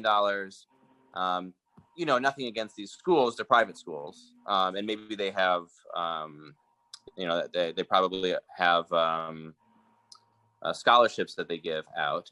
But what we're seeing is, what we saw. I mean, my question is, does SBS see the distribution of dollars, of PPP dollars in 2020 as a success or not a success? I wouldn't say that it's been a success. I mean, we have been vocal.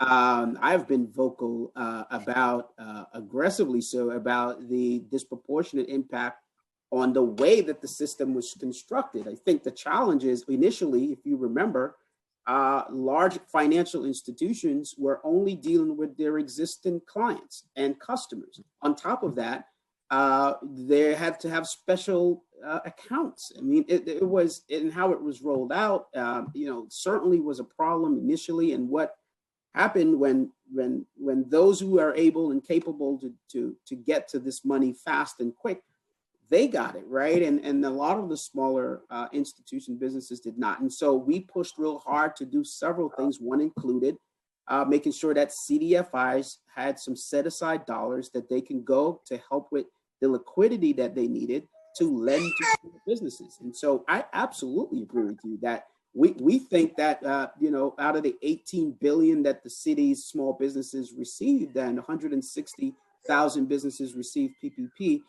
we certainly didn't think that was enough for the city. That's why we launched the Fair Share campaign.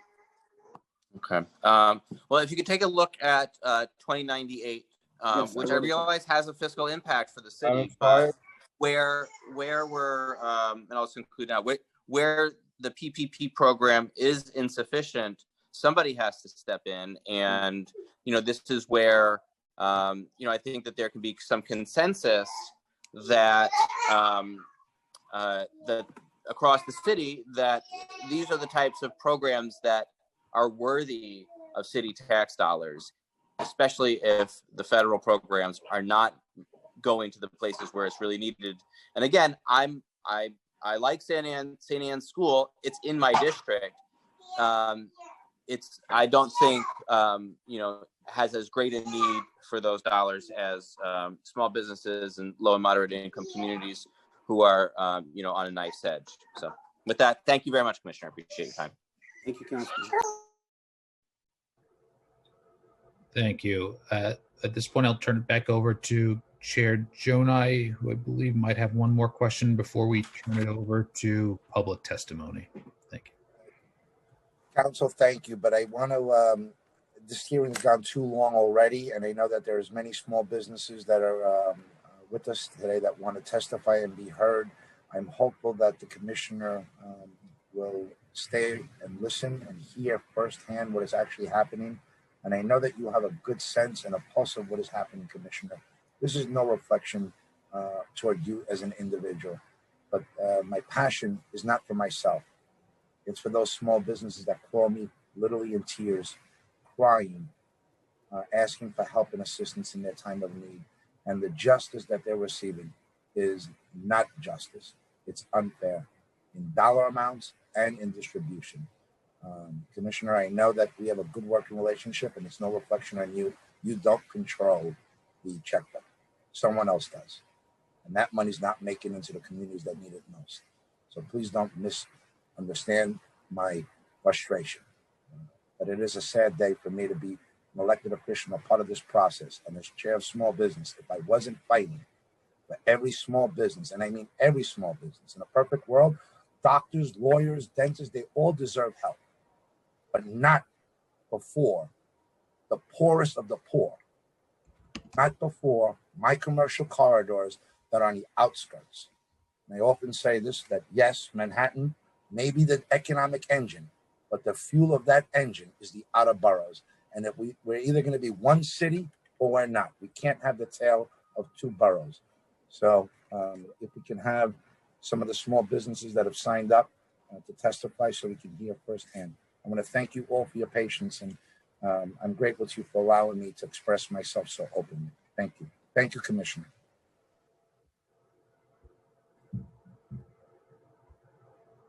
Thank you, Council Member and Commissioner. At this point, we'll now turn to public testimony. Before we do so, I'd like to acknowledge that Council Member Lewis has also joined this hearing.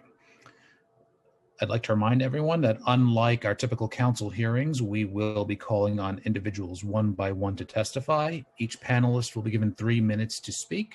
So please begin once the sergeant has called you and started the timer. Council members who have questions for a particular panelist should again use the Zoom hand raise function, and I will call on you after a panelist has completed his or her testimony. For panelists, once your name has been called, a member of our staff will unmute you, and the sergeant at arms will give you the cue to go ahead and begin upon setting the timer. So again, please wait for the sergeant to announce it, and you may begin delivering your testimony. At this time, we will hear testimony first from Susanna Coteen. She'll be followed by Jennifer Tausig, followed by Arthur Nichols. Time starts now. Hi there. Good morning, and thank you for including me on this call. My name is Susanna Coteen, and I have owned Lido in Harlem for 10 years. I'm proud to say that Lido employs 40 people. In December, we opened a new Asian restaurant called Bixie on the same block, which employs 15. I serve as the co-president of the Frederick Douglass Boulevard Alliance, and I sit on the board of the New York City Hospitality Alliance. Please know that the following are not just my thoughts and opinions. Every day I speak with restaurant owners, and we have the same conversations over and over again. While I've loved owning and running my restaurant, my largest hurdle to success has always been, by far, the New York City government red tape. It is excruciatingly frustrating to be running one's business and have a constant stream of surprise inspections.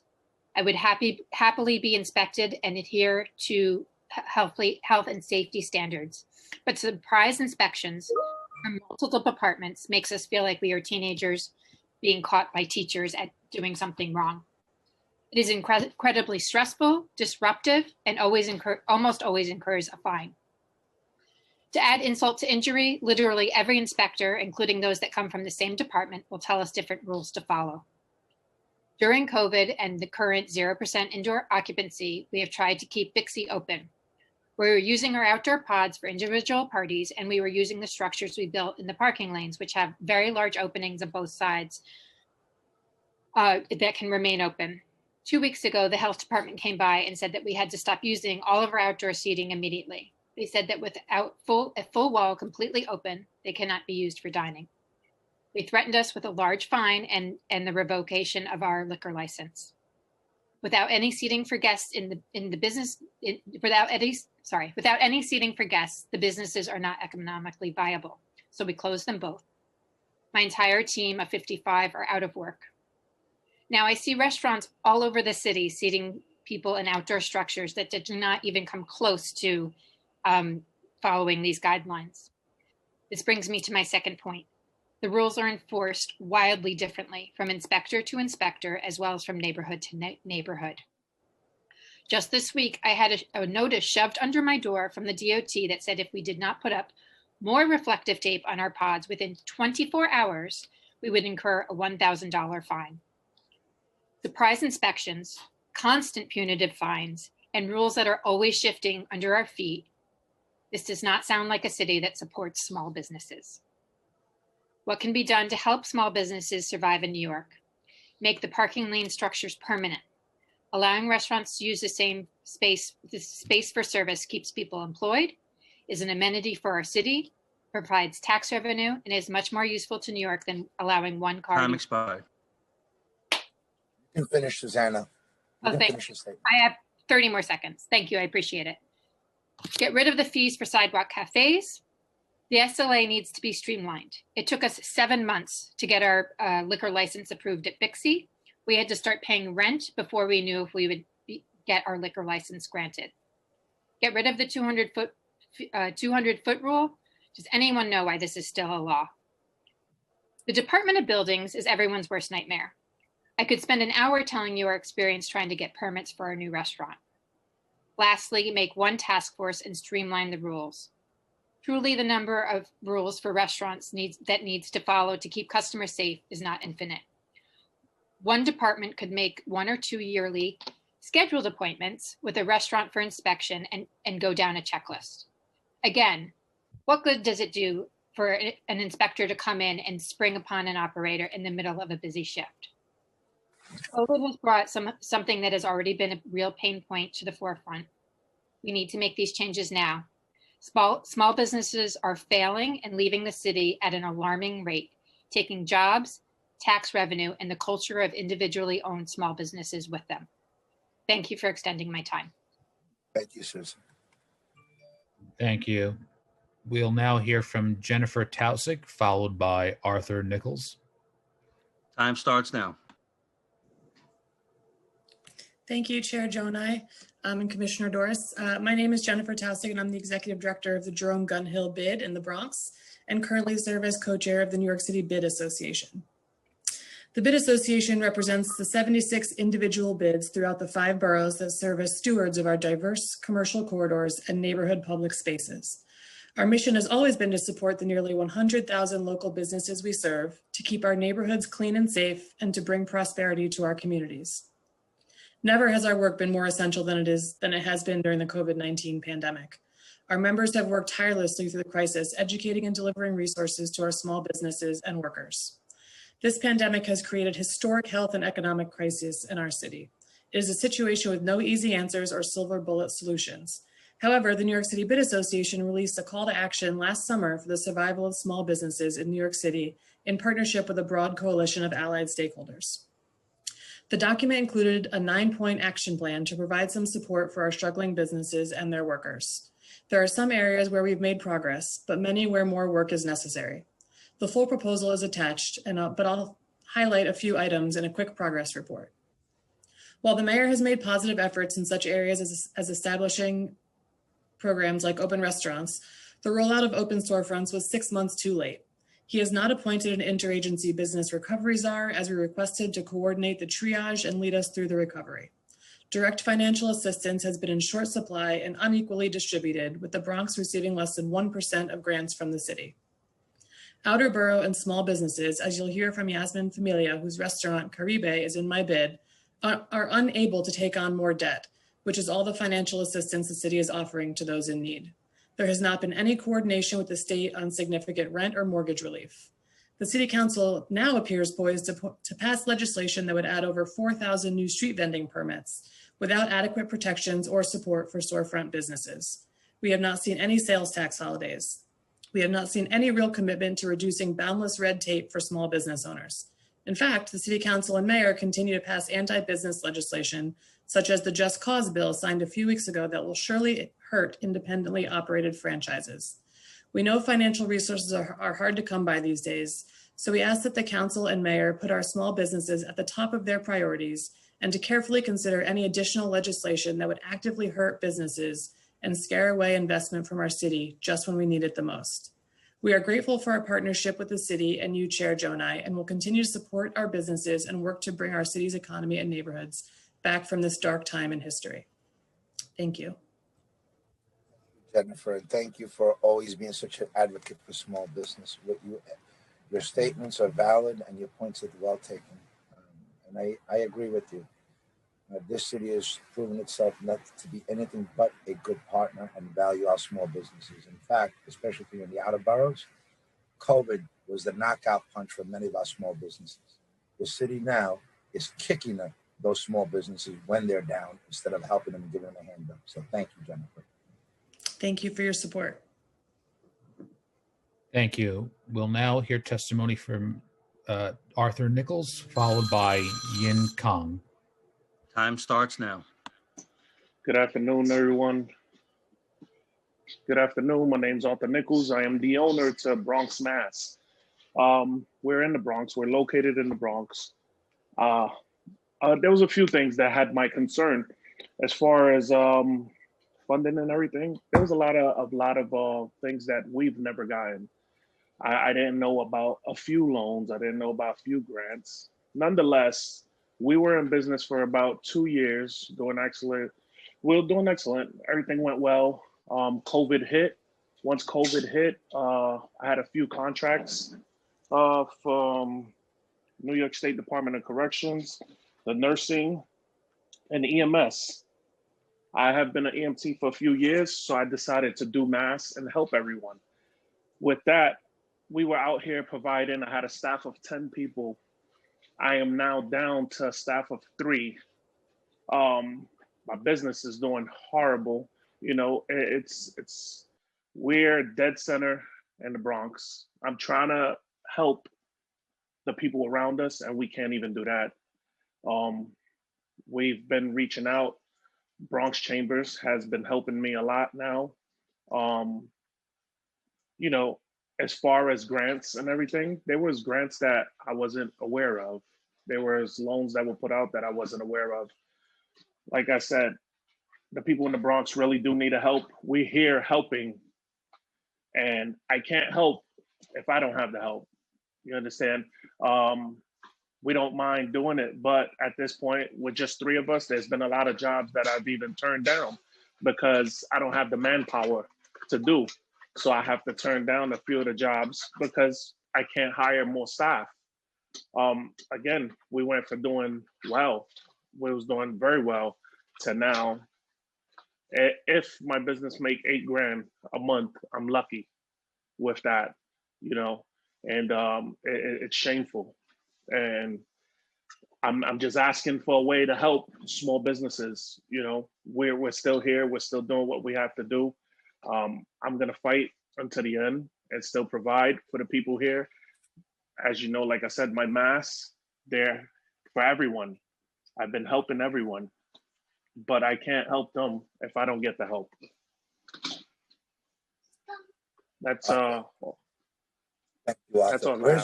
What area is your business located in? I am on 3rd Avenue on 165th. My location was on 165th and Simpson, and I had to close it down. So now I'm based out of my house and doing everything out of my house. Arthur, survive. Survive. We're gonna do what we can to help you survive so that you can thrive later. And I hear your pain, and it's heartfelt. you're not alone. We're all in this together. And we hope that we get our compass back again to make sure that you and so many other small businesses that are part of this city get the help that they need. You are a priority, Arthur, and the Bronx Chamber is a great resource for you. Thank you. Thank you. We'll next hear testimony from Yin Kong, followed by Jennifer Sun, followed by Ah-Young Kim. Time starts now. Hi, thank you so much to the chair and to the committee. I really appreciated a lot of the questioning that Chair Janai had this morning. I'm here to talk about the exclusion of Chinatown 10013 and the LMI storefront program. As we've already discussed, Chinatown is right next to affluent areas and have been excluded from this program. I've invested a lot of my time and a lot of other community members as well to have discussion with SBS. And then finally, as part of a sort of task force that was able to speak with Commissioner Doris. And through that, I have a few things I would like to share. First of all, funding for relief programs such as these interest-free loans really need to be dispersed by our local CDFIs. We really need to empower them to have the capital to make the loans. As Commissioner Doris pointed out today, the most diverse program I think we discussed today was actually the ones that was administered by the CDFIs, and I think that's proof that that's the way we should move forward. CDFIs are the institutions that have the language capacity and understand the business practices of our communities. Two, we really need to discontinue the use of zip codes as an indicator for need or eligibility for future relief programs. Census tract data is a finer tuned a mechanism to determine which businesses have this need. I want to talk about the discontinuation of the first come, first serve approach. We totally understand relief is needed quickly, but in-language outreach takes time. Immigrant communities need more time to understand what the resources are. Outreach needs to happen. And if you want to talk about equitable distribution of resources, we need to stop this practice. Rounds or phasings would be more appropriate. And also we need to think about seeking incorporation and feedback from the communities that SBS aims to serve while they're developing and designing these programs. I think the larger picture here is that Chinatown has been excluded before. It's not the first time our community members have had this discussion with SBS, and it's because representation needs to be more broad and understanding needs and how to disperse these funds. And so I really push SBS to build a standard operating procedure so that in the future, we've already talked about these issues. We don't want to lose this headway. Time expired. Thank you.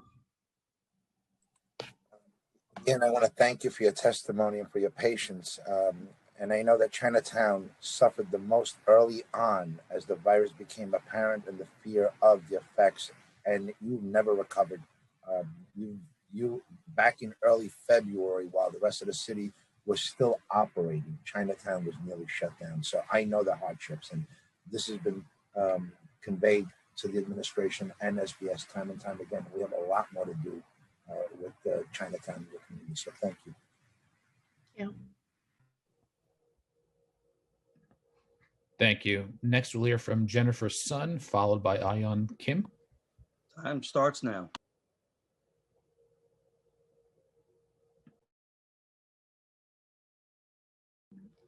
Jennifer, please hold. You're still muted. You may begin again, please. Thank you. Good afternoon, Chair Jonai and members of the committee. My name is Jennifer Sun, and I'm co-executive director of Asian Americans for Equality, or AFE, a community-based organization serving immigrant neighborhoods in New York City for nearly a half century. My testimony today is informed by AFE's experience spanning 25 years as a small business advocate and lender. Through our affiliate, Renaissance Economic Development Corporation, we are dedicated to providing access to capital for communities historically excluded from mainstream small business lending programs. Renaissance is a CDFI and the only CDFI serving the multifaceted Asian American and Pacific Islander communities in New York. As Chair Jonai just acknowledged, small businesses in Chinatown and other Asian American enclaves began feeling the impact of COVID months before businesses in other parts of the city. In response, AFI and Renaissance established an emergency small business relief loan fund in March. Applications were accessible in English, Chinese, Korean, and Spanish. Raising funds almost exclusively from the private sector, we were able to close more than 150 loans totaling nearly $3 million, helping many immigrant small businesses survive an economic catastrophe. We also provided $1.5 million in PPP loans. We recognize that the scale of this disaster is immense and that the city has too few financial resources at its disposal to rescue small businesses across the 5 boroughs. That said, we believe there's a lot the Department of Small Business Services could have done to more effectively support our most vulnerable businesses. As Yen just testified, there was great disappointment about the exclusion of the 10013 zip code from SBS's LMI storefront loan program. This decision made it impossible for many businesses in the commercial heart of Chinatown to apply.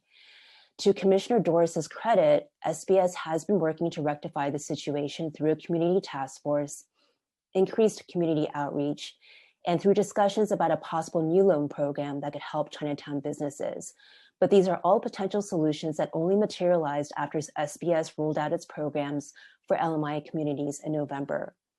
In the future, we urge SBS to reach out to grassroots community-based organizations before programs are designed and take their feedback to heart. I also echo Yin's point that we not use eligible zip codes, but instead use census tract data to determine where LMI businesses are located. We also urge SBS to continue to partner with a broad range of CDFIs who are serving all of New York's diverse communities of color, rather than relying on a small number of select lenders who lack the language skills and cultural competency to deliver loan programs where they are most needed. Finally, and this is a recommendation that should be acted on immediately, convene a capital access roundtable, including banks, CDFIs, other community-based organizations, and government officials to coordinate small business needs during and after the pandemic. Thank you, and we look forward to our continued partnership with you all. Thank you, Jennifer. Thank you so much for being a part of this. Thank you. Next, we will hear from Ayong Kim, who will be followed by Yasmin Familia, followed by Ashana Singh. Time starts now. Thank you, Chair Jonai and the Committee of the Small Business for this opportunity to testify on this important topic. My name is Ayong Kim. I am the Assistant Director of the Small Business Programs at the Asian American Federation. And in the face of this dire economic challenges in front of us and our need to recover as soon as possible, I am here to talk about 3 major needs for our community and the viability of our economy. Mr. Chair, we want to ask that you recognize the need for better metrics for the eligibility of city assistance programs and the need to mandate community input and make sure that the council has that kind of oversight on SBS, and to make sure that the need to empower the organizations and the programs that directly cater to the most vulnerable and hard to reach community are actually realized. In terms of the metrics to deliver equitable and meaningful small business support, I think I do not have to emphasize more about how the LMI zip codes are not a good representation because the encatchment area is too large and arbitrary. This is not only an issue in Chinatown, Manhattan. This is an issue, especially a big issue in outer boroughs, as you yourself know.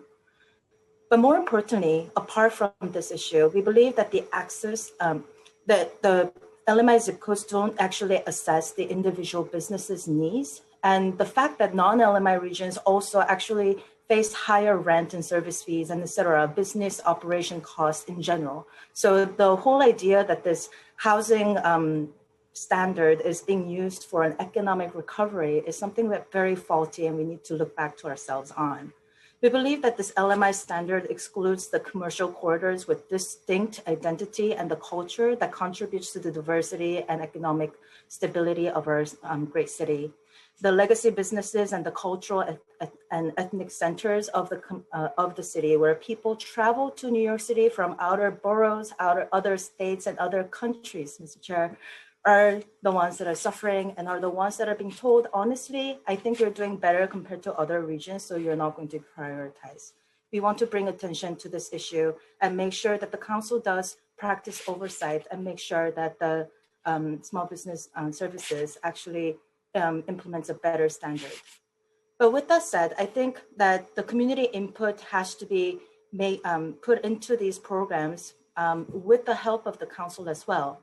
The explanation we are hearing from the administration repeatedly points to the fact that they don't have enough funding and there's not enough money to go around. If that is the case, the feedback that we are giving from the community organization should be better heard and better implemented before these programs are rolled out. The issue about LMI zip code has been pointed out by us, the Federation and our members and the stakeholders in the region multiple times. Time expired. May I finish just a few more seconds? Yes, please finish, Ms. Kim. Thank you.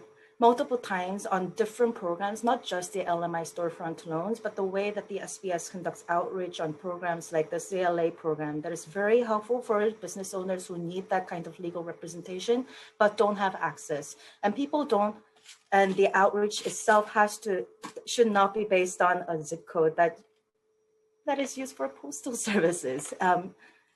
So with that, we want to say that the council please look into making sure that there is this kind of oversight on the standard of these eligibility programs and that there is a mandated public feedback and comment period before these programs are rolled out to better ensure outreach and informational access.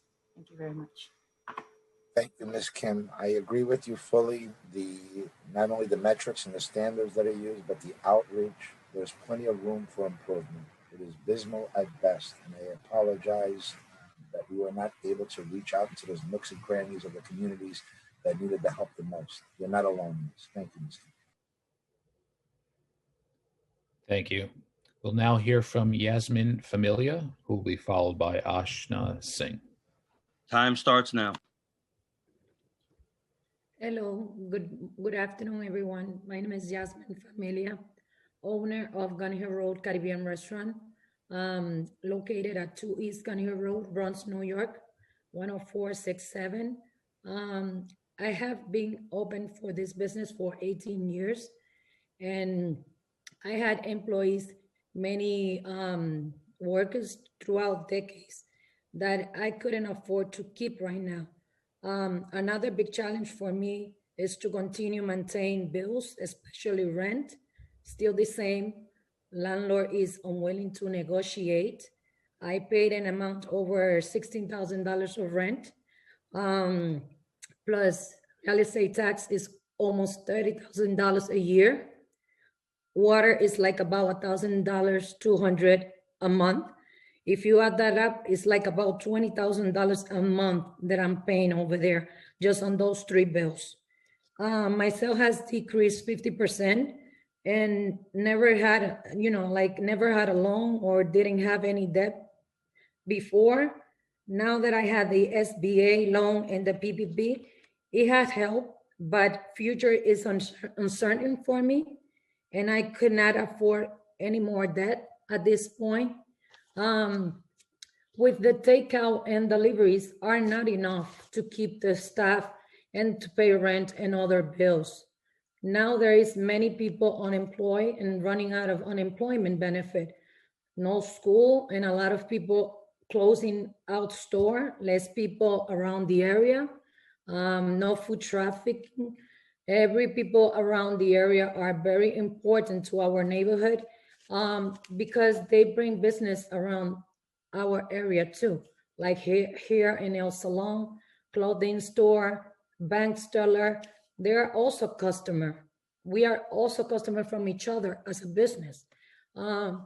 Many vendor is crawling around the street, outside in front of my store, competing for customers, not only for me as a restaurant, but also for those stores that are around the area, leaving trash, which I get my violations from sanitation. They doesn't have to pay the taxes that I pay and the fine that I have to pay. You know, like I have applied for many grants before and never got approved for one. And one that I applied, it was like 7 months ago. And just recently, this week, I just heard from them. Not a big amount, but a small amount, which is gonna help a little bit, but it's not gonna make me survive. Like when you guys, like Commissioner says, we will do after, when you guys. You can finish, Yasmin, please. Okay, thank you. When you guys will do or want to do something after 11 months of pandemic, after all small business run out of business, at this point, I'm very disappointed and stressed by the situation.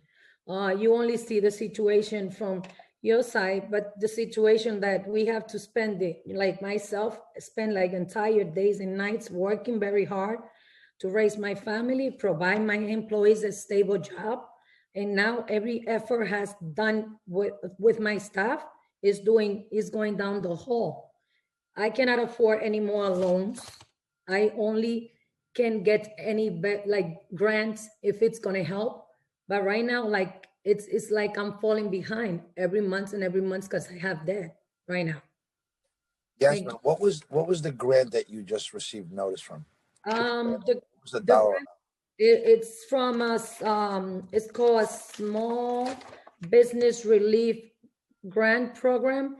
I applied that grant since June. What was the dollar amount that you received? $10,000, and they said to send, you know, like the statement for my bill, how much I pay, how much I owe for rent, and when I sent that, it was like over $60,000. I just got $10,000. Now I'm in debt like almost 70 something thousand dollars, and landlord haven't even gave me $100 less out of my payments. I'm not using the whole entire corner, which is a very expensive corner, and just take out on deliveries. I'm not going to be able to make it or survive. I'm trying every effort that I can, but it's not enough. How? And I just want to get an overall idea of what's happening to your particular business and how important it is for the services, the product that you offer to this community. You're on Gun Hill Road, very basic. Yes. A lot of tenement buildings that rely on your restaurant if they can even afford to eat out, and it's mostly pick up and delivery. How much are you losing each and every month? Well, you could say that percentage is 50% out of my sales. So what does that dollar amount come out to every month? You're in the hole is getting deeper and bigger. How much is that every month on average? We're gonna say like about $20,000 a month in the red. You're losing every month that you stay open. Yes. You're losing $20,000. Yeah, or more you can say, because sometimes when it's snow, when it's rain, sometimes you cannot do same deliveries. So, you know, like people won't be able, or the driver won't be able to deliver. So your sales goes all the way down. People don't want to go outside. Like since if you're already home, you're not working and your kids are home, what you're going to do? You're going to do cooking. Nobody's going to order deliveries. You understand? So like I have done the outdoor dining area. When they allow me to do that, they came over, measure everything, send everything.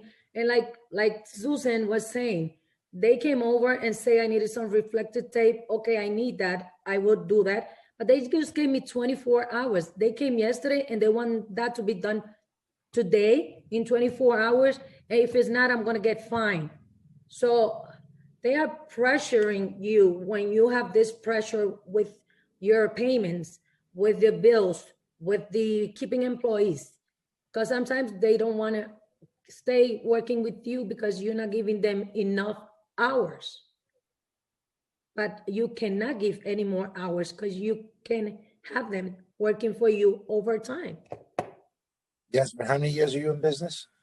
18 years in the same right corner. So I have provided many people with employees at that location. Before the COVID, before February, you were thriving. You were doing okay. You were providing Yes. for yourself. Yes, Can you survive another 5 months? I don't think so. I told you, I'm already deep in $70,000, all the landlord, plus I owe the SBA now, the loan that they already gave me. I already spent it. So how do you think? How about your real estate taxes? Did you pay your real estate? Yes, it's like almost $30,000 a year. Did you pay that in January? No, I was paying like $1,000 or $2,000 a month. And sometimes I couldn't even send anything. Like right now I'm behind on real estate taxes from last year, almost what, $16,000 or $20,000. And now in January, I believe I'm supposed to get the real estate taxes again. And that's something that I feel like I'm not going to be able to make it. I'm not going to. And if it was me, a business for 18 years that was being stable in the area, imagine those businesses that just started or probably were not stable in the area. I don't know how they're doing it, but I think they're already closing the door. Because to tell you the truth, I've been there 18 years. So I have offered my employees stable jobs whenever, every time they come to work, because I worry about, I work days and nights for 18 years to make sure that I have my family depend from that. My daughter and my son works with me. So, and many people too around the area. Yasmin, I hear your pain. And you are exactly the business that we're supposed to be helping. A woman-owned business, a minority-owned business. And I promise you, and if you heard it today, my passion, I am fighting for you. I'm going to continue to fight for you to make sure that you can survive this. Survive, Yasmin, survive. Thank you very much. Thank you. That's what I'm trying to do. Thank you. Next, we'll hear from Ashna Singh, who will be followed by Jan Lee, followed by Kathleen Sforza. Time starts now. Thank you. My name is Ashna Singh. My pronouns are she, her, hers, and I'm speaking on behalf of Brooklyn Legal Services Corporation A, in short, Brooklyn A. Thank you for giving our office the opportunity to provide testimony today. BKA, Brooklyn A, was founded in 1968 with a focus on providing services in low-income neighborhoods where our clients live, developing programs and staff that are part of and responsive to those communities, collaboration with the city, state, and federal officials to enforce laws that uphold the rights of our communities and develop legislative solutions is also an integral part of our strategy. In 2017, Brooklyn A recognized the common and significant hurdles facing commercial tenants to address leasing issues that are foundational to their business, including that there are minimal rights for commercial tenants on a state level, making leases the only form of protection for small business owners. We joined with the United for Small Business New York City Coalition, which is a coalition fighting to protect small businesses from the threat of displacement, to advocate for public funding to adopt a citywide approach to provide support for small business owners through attorneys who could help them understand and exercise their rights and options during their lease. The City Council and Small Business Services also exhibited leadership and vision in creating the non-residential tenant harassment law, the commercial lease assistance program, and securing funding to implement these initiatives. Brooklyn A has had the honor to serve as the lead organization to implement the program in close collaboration with Volunteers of Legal Service and Take Roots Justice, and partnership with many community-based organizations throughout the city.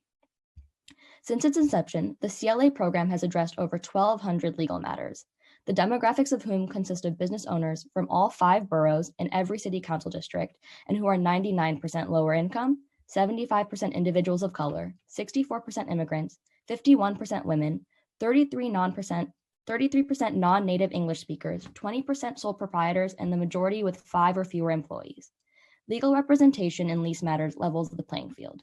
Even before the pandemic, nearly 50% of new businesses did not make it the past 5 years. Through our assistance, we found that the represented businesses were more likely to stay open and see lower rent increases. This program is the only city-funded source of free legal assistance for small business owners. Recently, a fitness business owner came to our program facing hundreds of thousands of dollars in rental arrears from the time of the New York State pause and lockdown of all non-essential businesses, and due to reduced business revenue was unable to afford rent even following reopening. Fortunately, the landlord wanted to keep our client as a tenant and was willing to work with our client to forgive some arrears and possibly reduce the rent. However, the lease with our client the lease amendment provided by the landlord contained several provisions that could have exposed our client to serious financial risks, including a provision that could have allowed the landlord to terminate the lease at any time with very little notice without returning the security deposit. We are currently helping the client negotiate fairer terms. After our last call with the client discussing issues with the lease amendment, the client thanked us for alerting them to these provisions and said that without legal representation, he would have likely signed whatever agreement the landlord sent. Many small business owners, like our client, do not have access to readily available legal advice or attorneys to advise them, leaving them in a vulnerable position to sign potentially unjust commercial leases. An Asian restaurant owner reached out to CLA because they were unable to pay their rent due to the pandemic. We were able to negotiate 50% rent abatement agreement through the end of the year. The client agreed to leave the space and saved over $25,000 through the rent abatements. Our client also received their security deposit upon vacation. Having legal representation when communicating with landlord or property management companies provides small business owners who may otherwise experience intimidation or lack of clarity in asking for what is just and fair. In addition to the devastating losses of their businesses, many business owners endure large amounts of debt from the back payments expected and enforced by their landlords, despite the inability to operate in a pandemic. While the impact of COVID-19 is unprecedented territory for small business owners and most of our communities at large, the small business community has always been vulnerable. Time expired. Yeah, much longer missing? 2 more paragraphs, maybe 30 seconds. Go ahead, finish it, please. Thank you. In 2020, we saw our city's most marginalized communities suffer as the Amazons of the world have broken records in profit and revenue. Our city's small businesses not only need consumer support, but legal, government, and structural support to compete with larger businesses that have access to a plethora of resources. Last year, the CLA program and the business it represents was put in a hard position. The approved FY21 City Council budget cut funding for the Commercial Lease Assistance Program due to the reality that was New York City's government facing its worst budget crisis since the 1970s. After advocacy by many elected officials, city agencies, small business owners, and community-based organizations, Mayor de Blasio restored public support for legal representation on behalf of small business owners fighting to keep their businesses alive. We thank the administration for this decision. The reversal of this decision to cut funding for the program at this pivotal moment of crisis, despite budgetary constraints, is a testament to the critical need for services for some New York City's small businesses, as well as the program's successful track record. Our small businesses not only support the local economy, but our local communities as well. They define the neighborhoods we all live in and love. Legal support for our small business owners keeps their businesses open, saves them from debt, and creates opportunities for intergenerational wealth for their families and for our communities. It is critical that the city continue to support the Commercial Lease Assistance Program that provides essential services to save small businesses, which will be crucial for the recovery of New York City. Thank you. Thank you. Next, we'll hear from Jan Lee, who will be followed by Kathleen Sforza. Time starts now.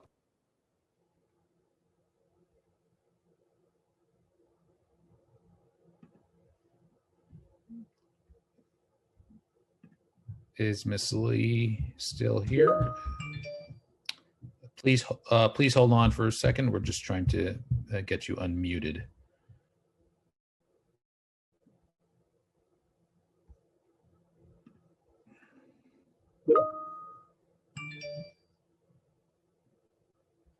Can you please, Ms. Lee, click unmute on your end? Are you able to do so?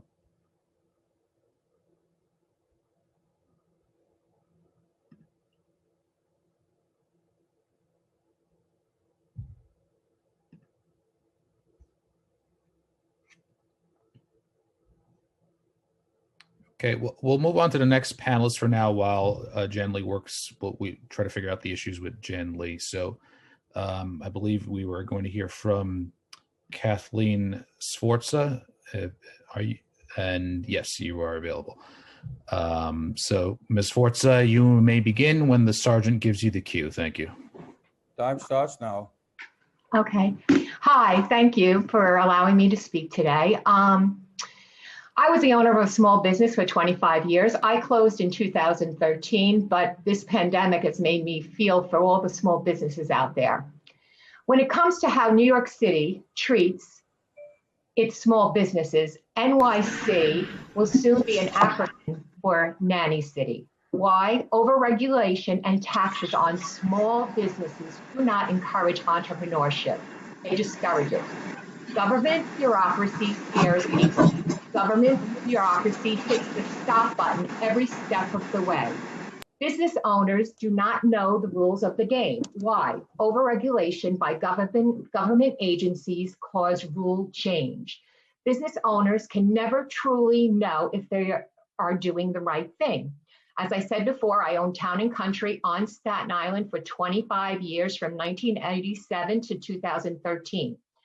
I was a business owner who feared every time I got a visit from one of the government agency. The first thing I thought was, what did I do wrong? It would take a massive amount of education to keep up with the rules and regulations of every city, state, and federal agency. I have family and friends who work in the restaurant business. A visit from the Department of Health can end up with an unfair grade. Sanitation is quick to ticket a store owner for improperly disposing of garbage or not sweeping 18 inches from the curb. This pandemic has shown the small business community just what the government thinks of them, disposable. Big box stores were all open, but small businesses that can control their crowds needed to be closed. Where is the logic in all that? I don't understand. Unfortunately, years of government regulations cause innovative entrepreneurs to throw their hands up in the air and give up. Let's change from government, the great discourager, to government, the great encourager. Post-pandemic recovery will need to involve individual cash grants without all the red tape to assist small businesses with back rent and utility bills. No fining, it's not needed. We need to open this city and build it back. Thank you very much. Thank you, Kathleen.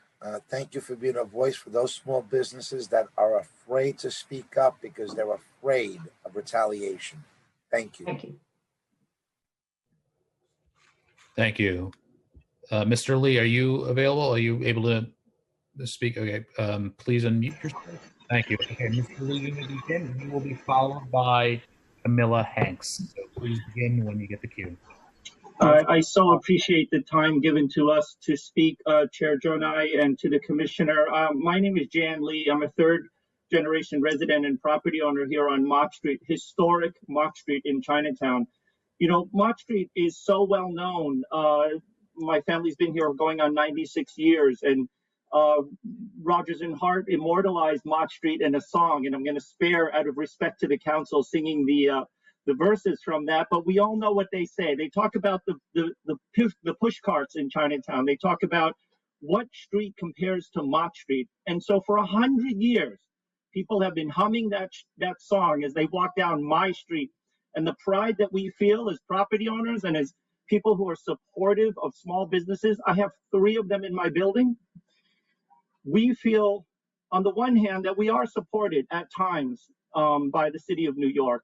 You know, we saw during the pandemic a parade of politicians walking down our streets. The mayor ate noodles here. He had ice cream here. Surely, with that kind of exposure, we would understand that we would get recognition from the city of New York, but actually the opposite has happened. When you use zip codes, you bisect Chinatown, and we are lumped in on 10013 with Tribeca, which has a median income of $879,000. We cannot be lumped in using zip codes, as my colleague Yin Kong, who I've been working with, has said. Instead, we really should be looking at census tracts. If you did look at census tracts, you'd understand that over a third of the people who are over the age of 65 in my neighborhood are living under the poverty line. They rely on small businesses in their community for sustenance. And so we have to be careful when we start to look at our communities and I'm not the only community that was bisected who lost out on the zero interest loan program. We have to start looking at local grassroots groups to help before the rollout. And I do want to say that we did have a meeting with the commissioner, but it was 5 weeks after the rollout. My community reached out to our council member who was helpful. We reached out to the local business improvement district and we reached out to small business services. But 5 weeks to have a meeting on New Year's Eve was late. And in that 5 weeks, that $35 million, that pot of money was diminishing. And there's only so many times when I can interview businesses only to have them burst out into tears, crying in front of me. This is taking an emotional toll on us. We are starting to become very disenfranchised with this government. And I'm so happy that the chair has alluded to the damage psychologically that this does to communities of color. How are we to trust our government if we raise the flag? We tell you when things are going wrong. We tell you that we've been left out. We have a mixed message of the mayor and politicians walking on historic Mott Street and then say, we forgot you. We'll try to do better. We'll try to do better next time. How do we repair this disenfranchisement that we're feeling now? The mixed messages that we're getting from our government. We have to do better. And thank you, Chair. Thank you. Thank you, Mr. Lee. Thank you. We'll now hear from Camilla Hanks. Hanks will be followed by Don Christian Jones, followed by Jacqueline Paparante. Time starts now. Hi, good afternoon, Mr. Chairman. Thank you so much, members of the committee and the fellow citizens on the call today. This is probably one of the most important city council hearings of the year, of our lifetime, to be honest with you. I have been working in Staten Island I'm the president of a economic development corporation, Historic Tappan Park, and I'm also the founder of the Minority Women in Business Association here. The information that we got today was staggering and completely unacceptable. I've been working on the ground for 20 years. I've been assisting small businesses with the application process for the PPP loans. And I have found that many businesses are just not familiar with the process and need assistance to ensure that they receive the desperately needed funds in which they are entitled. In addition to the financial resources and small businesses, it is critical for the City of New York, through the Small Business Administration, increase its effort to educate small businesses on the loan process. In the onset of COVID-19, I personally went door to door to talk about the SBS relief packages. Many of these businesses now simply don't exist. When I hear 3% of the funding was allocated to my borough, I think of the numerous vacancies, the closures, the shuttered businesses and savings, dreams, they're gone. We're not applications, we're not zip codes. We need to be looking at who is opening businesses, who has businesses, and SBS and the City of New York took the pathway of least resistance. They didn't do the work on the ground to engage the people who are doing the work, the community-based organizations, the SIADC, the Chamber of Commerce, the Historic Tappan Park, the Minority Women in Business Association. We intimately know, just as the people on this call intimately know our neighborhoods. You know, small businesses are not an application. They're real people. And nothing was done to make sure that the funds have landed in those who needed it most. I want to leave this by saying, for every dollar the City of New York helps a small business, that's a job they save. You're doing the governor of New Jersey a huge, huge favor because they're leaving in the droves. And after a while, you're not going to have anything left to tax. You're not going to have anyone left to tax. So my question to SBS going forward and the City of New York is that at what point, when all the applications came in, did you realize that the Bronx and Staten Island got less than 5%? What was that trigger? how do we look at, as the process is going, is that, hey, I haven't heard from Camila Hanks or Jacqueline Tacarante or Cesar Claro or Linda Barron on what was being allocated to our district that sorely needs it. So I really thank you, and especially Chair Jonai, it was the best hour and a half spent listening to you, because you hit the nail on the head. And I hope that this is not the last conversation, but that this is the beginning of a conversation to start saving our small businesses and stop saying New York is closed for business. Thank you. Ms. Hanks, thank you so much for being a part of this, for speaking up for those that are trying to survive. And I do hope and agree with you that this should be the start of something and not the end of something. And I'm sure that you are just as disappointed as the total dollar amount that was allocated through those 6 programs. It equates to a total of $356 per business. That's not financial aid. That doesn't even meet the utility expenses for our small businesses on a monthly basis, let alone all of the other overhead and expenses that they have. And this is, thank you. And this issue isn't new. I've been doing this for 20 years. I get funding from Department of Small Business Services. This is not new. It's just exacerbated with COVID-19. We have to do everything we can. This is tragic. It's staggering and tragic. I have reiterated your points time and time again. Every dollar that we put into small business is a dollar that's going to give us a return. It's going to give us a return on our investment. It's going to continue to fill the taxpayer corpus so that we can provide those essential services that are needed to all of New York City. When we lose these businesses, we will lose the ability to fill our tax corpus to provide those services. It's a downward spiral. God bless you and thank you, Ms. Hanks. Thank you. Next, we'll hear from Don Christian Jones, who will be followed by Jacqueline Tacarante. Time starts now. Hello, everyone. Thank you for all the testimonies and for this hearing. I'm here representing Public Assistance. Just to give a brief rundown of who we are. We are a mutual aid network, production, design, and resistance hub founded on June 6th as an organizing base in response to the COVID-19 pandemic and global uprisings. Public Assistance has led and partnered a number of community initiatives since its inception. We are currently facing eviction as of Monday. On June 20th, the current property owners at our space at 711 Franklin notified us that we have 30 days to vacate the premises, forcing us to move and immediately find a new HQ amidst pandemic. This is alarming, but not unforeseen. The terms of our occupancy here have been at risk of sudden termination due to the systemic prioritization of profit over community. Safe havens for queer, Black, and brown young people who make up our community are both rare and fast disappearing, making our continued existence crucial.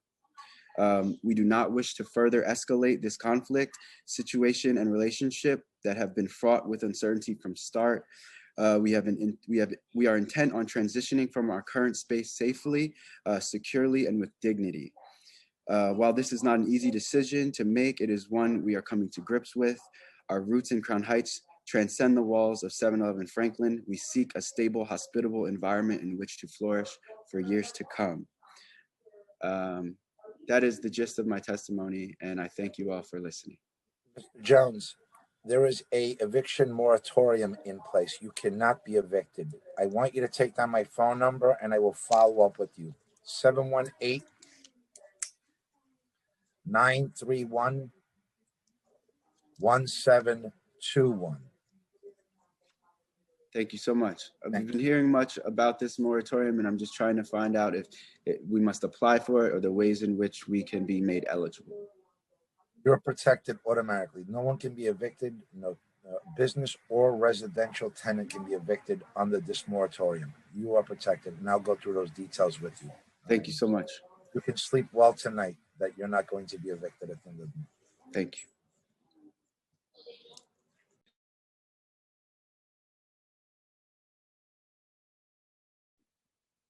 You're muted, Steve. All right. Yep. Thank you. Next, we'll hear from Jacqueline Tacarante, followed by MJ Okuma. Time starts now. Thank you. Good afternoon, everyone. Thank you, Chair and members of City Council. My name is Jacqueline Tacarante, and I'm a small business owner living in the greenest borough here on Staten Island. I own and manage the largest marketing and public relations agency, JMT Media. I'm the first official Native American MWBE in New York City history, and I proudly serve as the second vice president of the Minority Women in Business Association of Staten Island, the first of its kind, led by my colleague, Ms. Camilla Hanks. It's good to be here. Thank you to all the delegation working on behalf of all the small businesses communities here on Staten Island. In my role, I'm here to talk about small businesses and their stories that are coming to me, struggling and unable to take the time off to speak. So I'm sharing today's virtual platform. From B Yoga Studio on the North Shore, owner Larissa has been physically closed for 309 days. Directly from her, she says, the administration has not addressed the indoor fitness industry since the last week of August. Under New York City reopening guidelines for gyms, we were not included. We have not heard a word about what is next or even a possible reopening. It is frustrating to not even be considered worthy of part of the community. New York City is the only city where indoor fitness classes are not allowed. Enough is enough. This is an industry that makes people healthy physically, mentally, and emotionally. From Joe at Joyce's Tavern, he states, please open up small businesses that are closed due to regulations. Even if we had open indoor dining at 50% or even 25% capacity, that could help. We need support from City Council for accessibility to city funding, adequate and reliable accessibility for services, and outreach, which we discussed earlier today, from qualified representatives that understand the needs as a small business. Small businesses locally in New York City need your help, with minority businesses closing brick and mortar commercial spaces at a staggering 30% rate, especially on the North Shore of Staten Island. We're calling on you to advocate for additional funding for small business support. From the annual Making the Grade report provided by the New York Comptroller's Office, between March and August of 2020, the city spent more than $1.5 billion for COVID-related goods and services contracts, yet only 11% million went to MWBEs, and as you disclosed, Chairman, less than 3% went to Staten Island MWBEs. And even at that, I would like to see some data to support that. Straight from the report, 3 entities have spent $0 in procurement for MWBEs, including health and hospitals that need it, especially here on Staten Island, the Office of the Mayor, and the Department of Parks and Recreation. From the greenest borough in New York City, Staten Island has yet to see the number to reflect in the numbers. After reaching out to local small businesses, everyone's goals are very, very simple, and I'll make it quick. Provide adequate and reliable resources, provide accessibility. I just have one sentence left and I'm done. Please, Jacqueline. Thank you, sir. Provide accessibility to city funding, open up New York City. I want to thank the council for the work during unprecedented times and for showing up.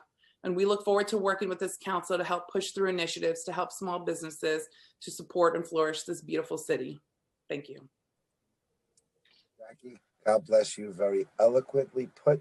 And thank you for fighting for those small businesses that are trying to survive right now. And you are a great voice for them. Thank you. Thank you for the opportunity.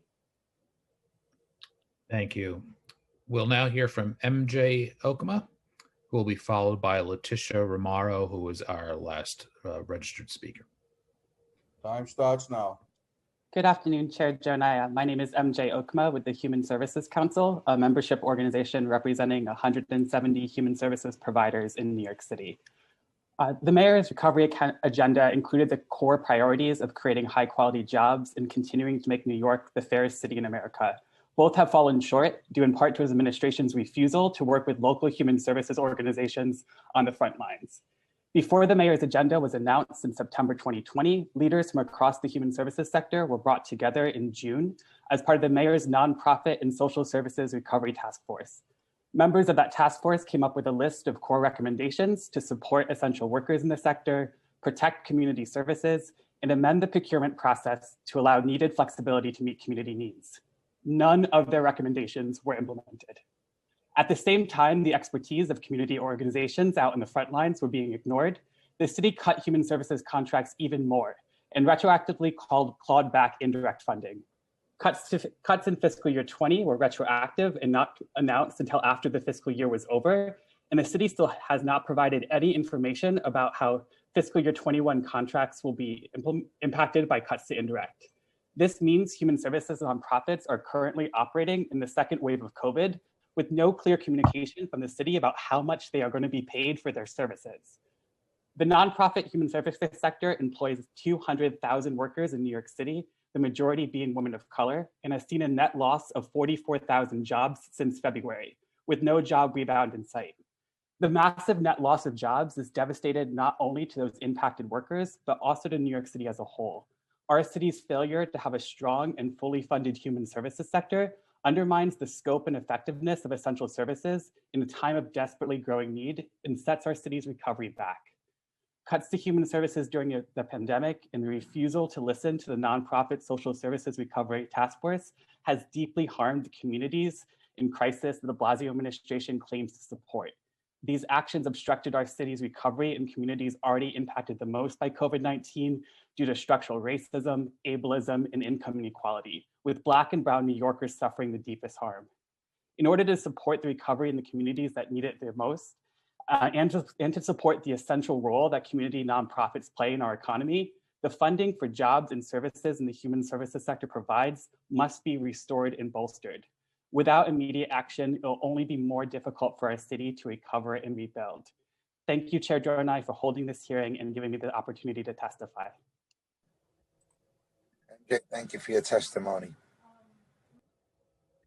Thank you. We'll now hear from Letitia Romaro, who again is our last registered panelist. Time starts now. Thank you, Chairman Jonai, for getting us, and you truly do. And thank you, Commissioner Doris, for really trying to help us, because I know you are. But you have to understand that by dividing us up by zip codes, you've missed the mark here, and it's hurt us.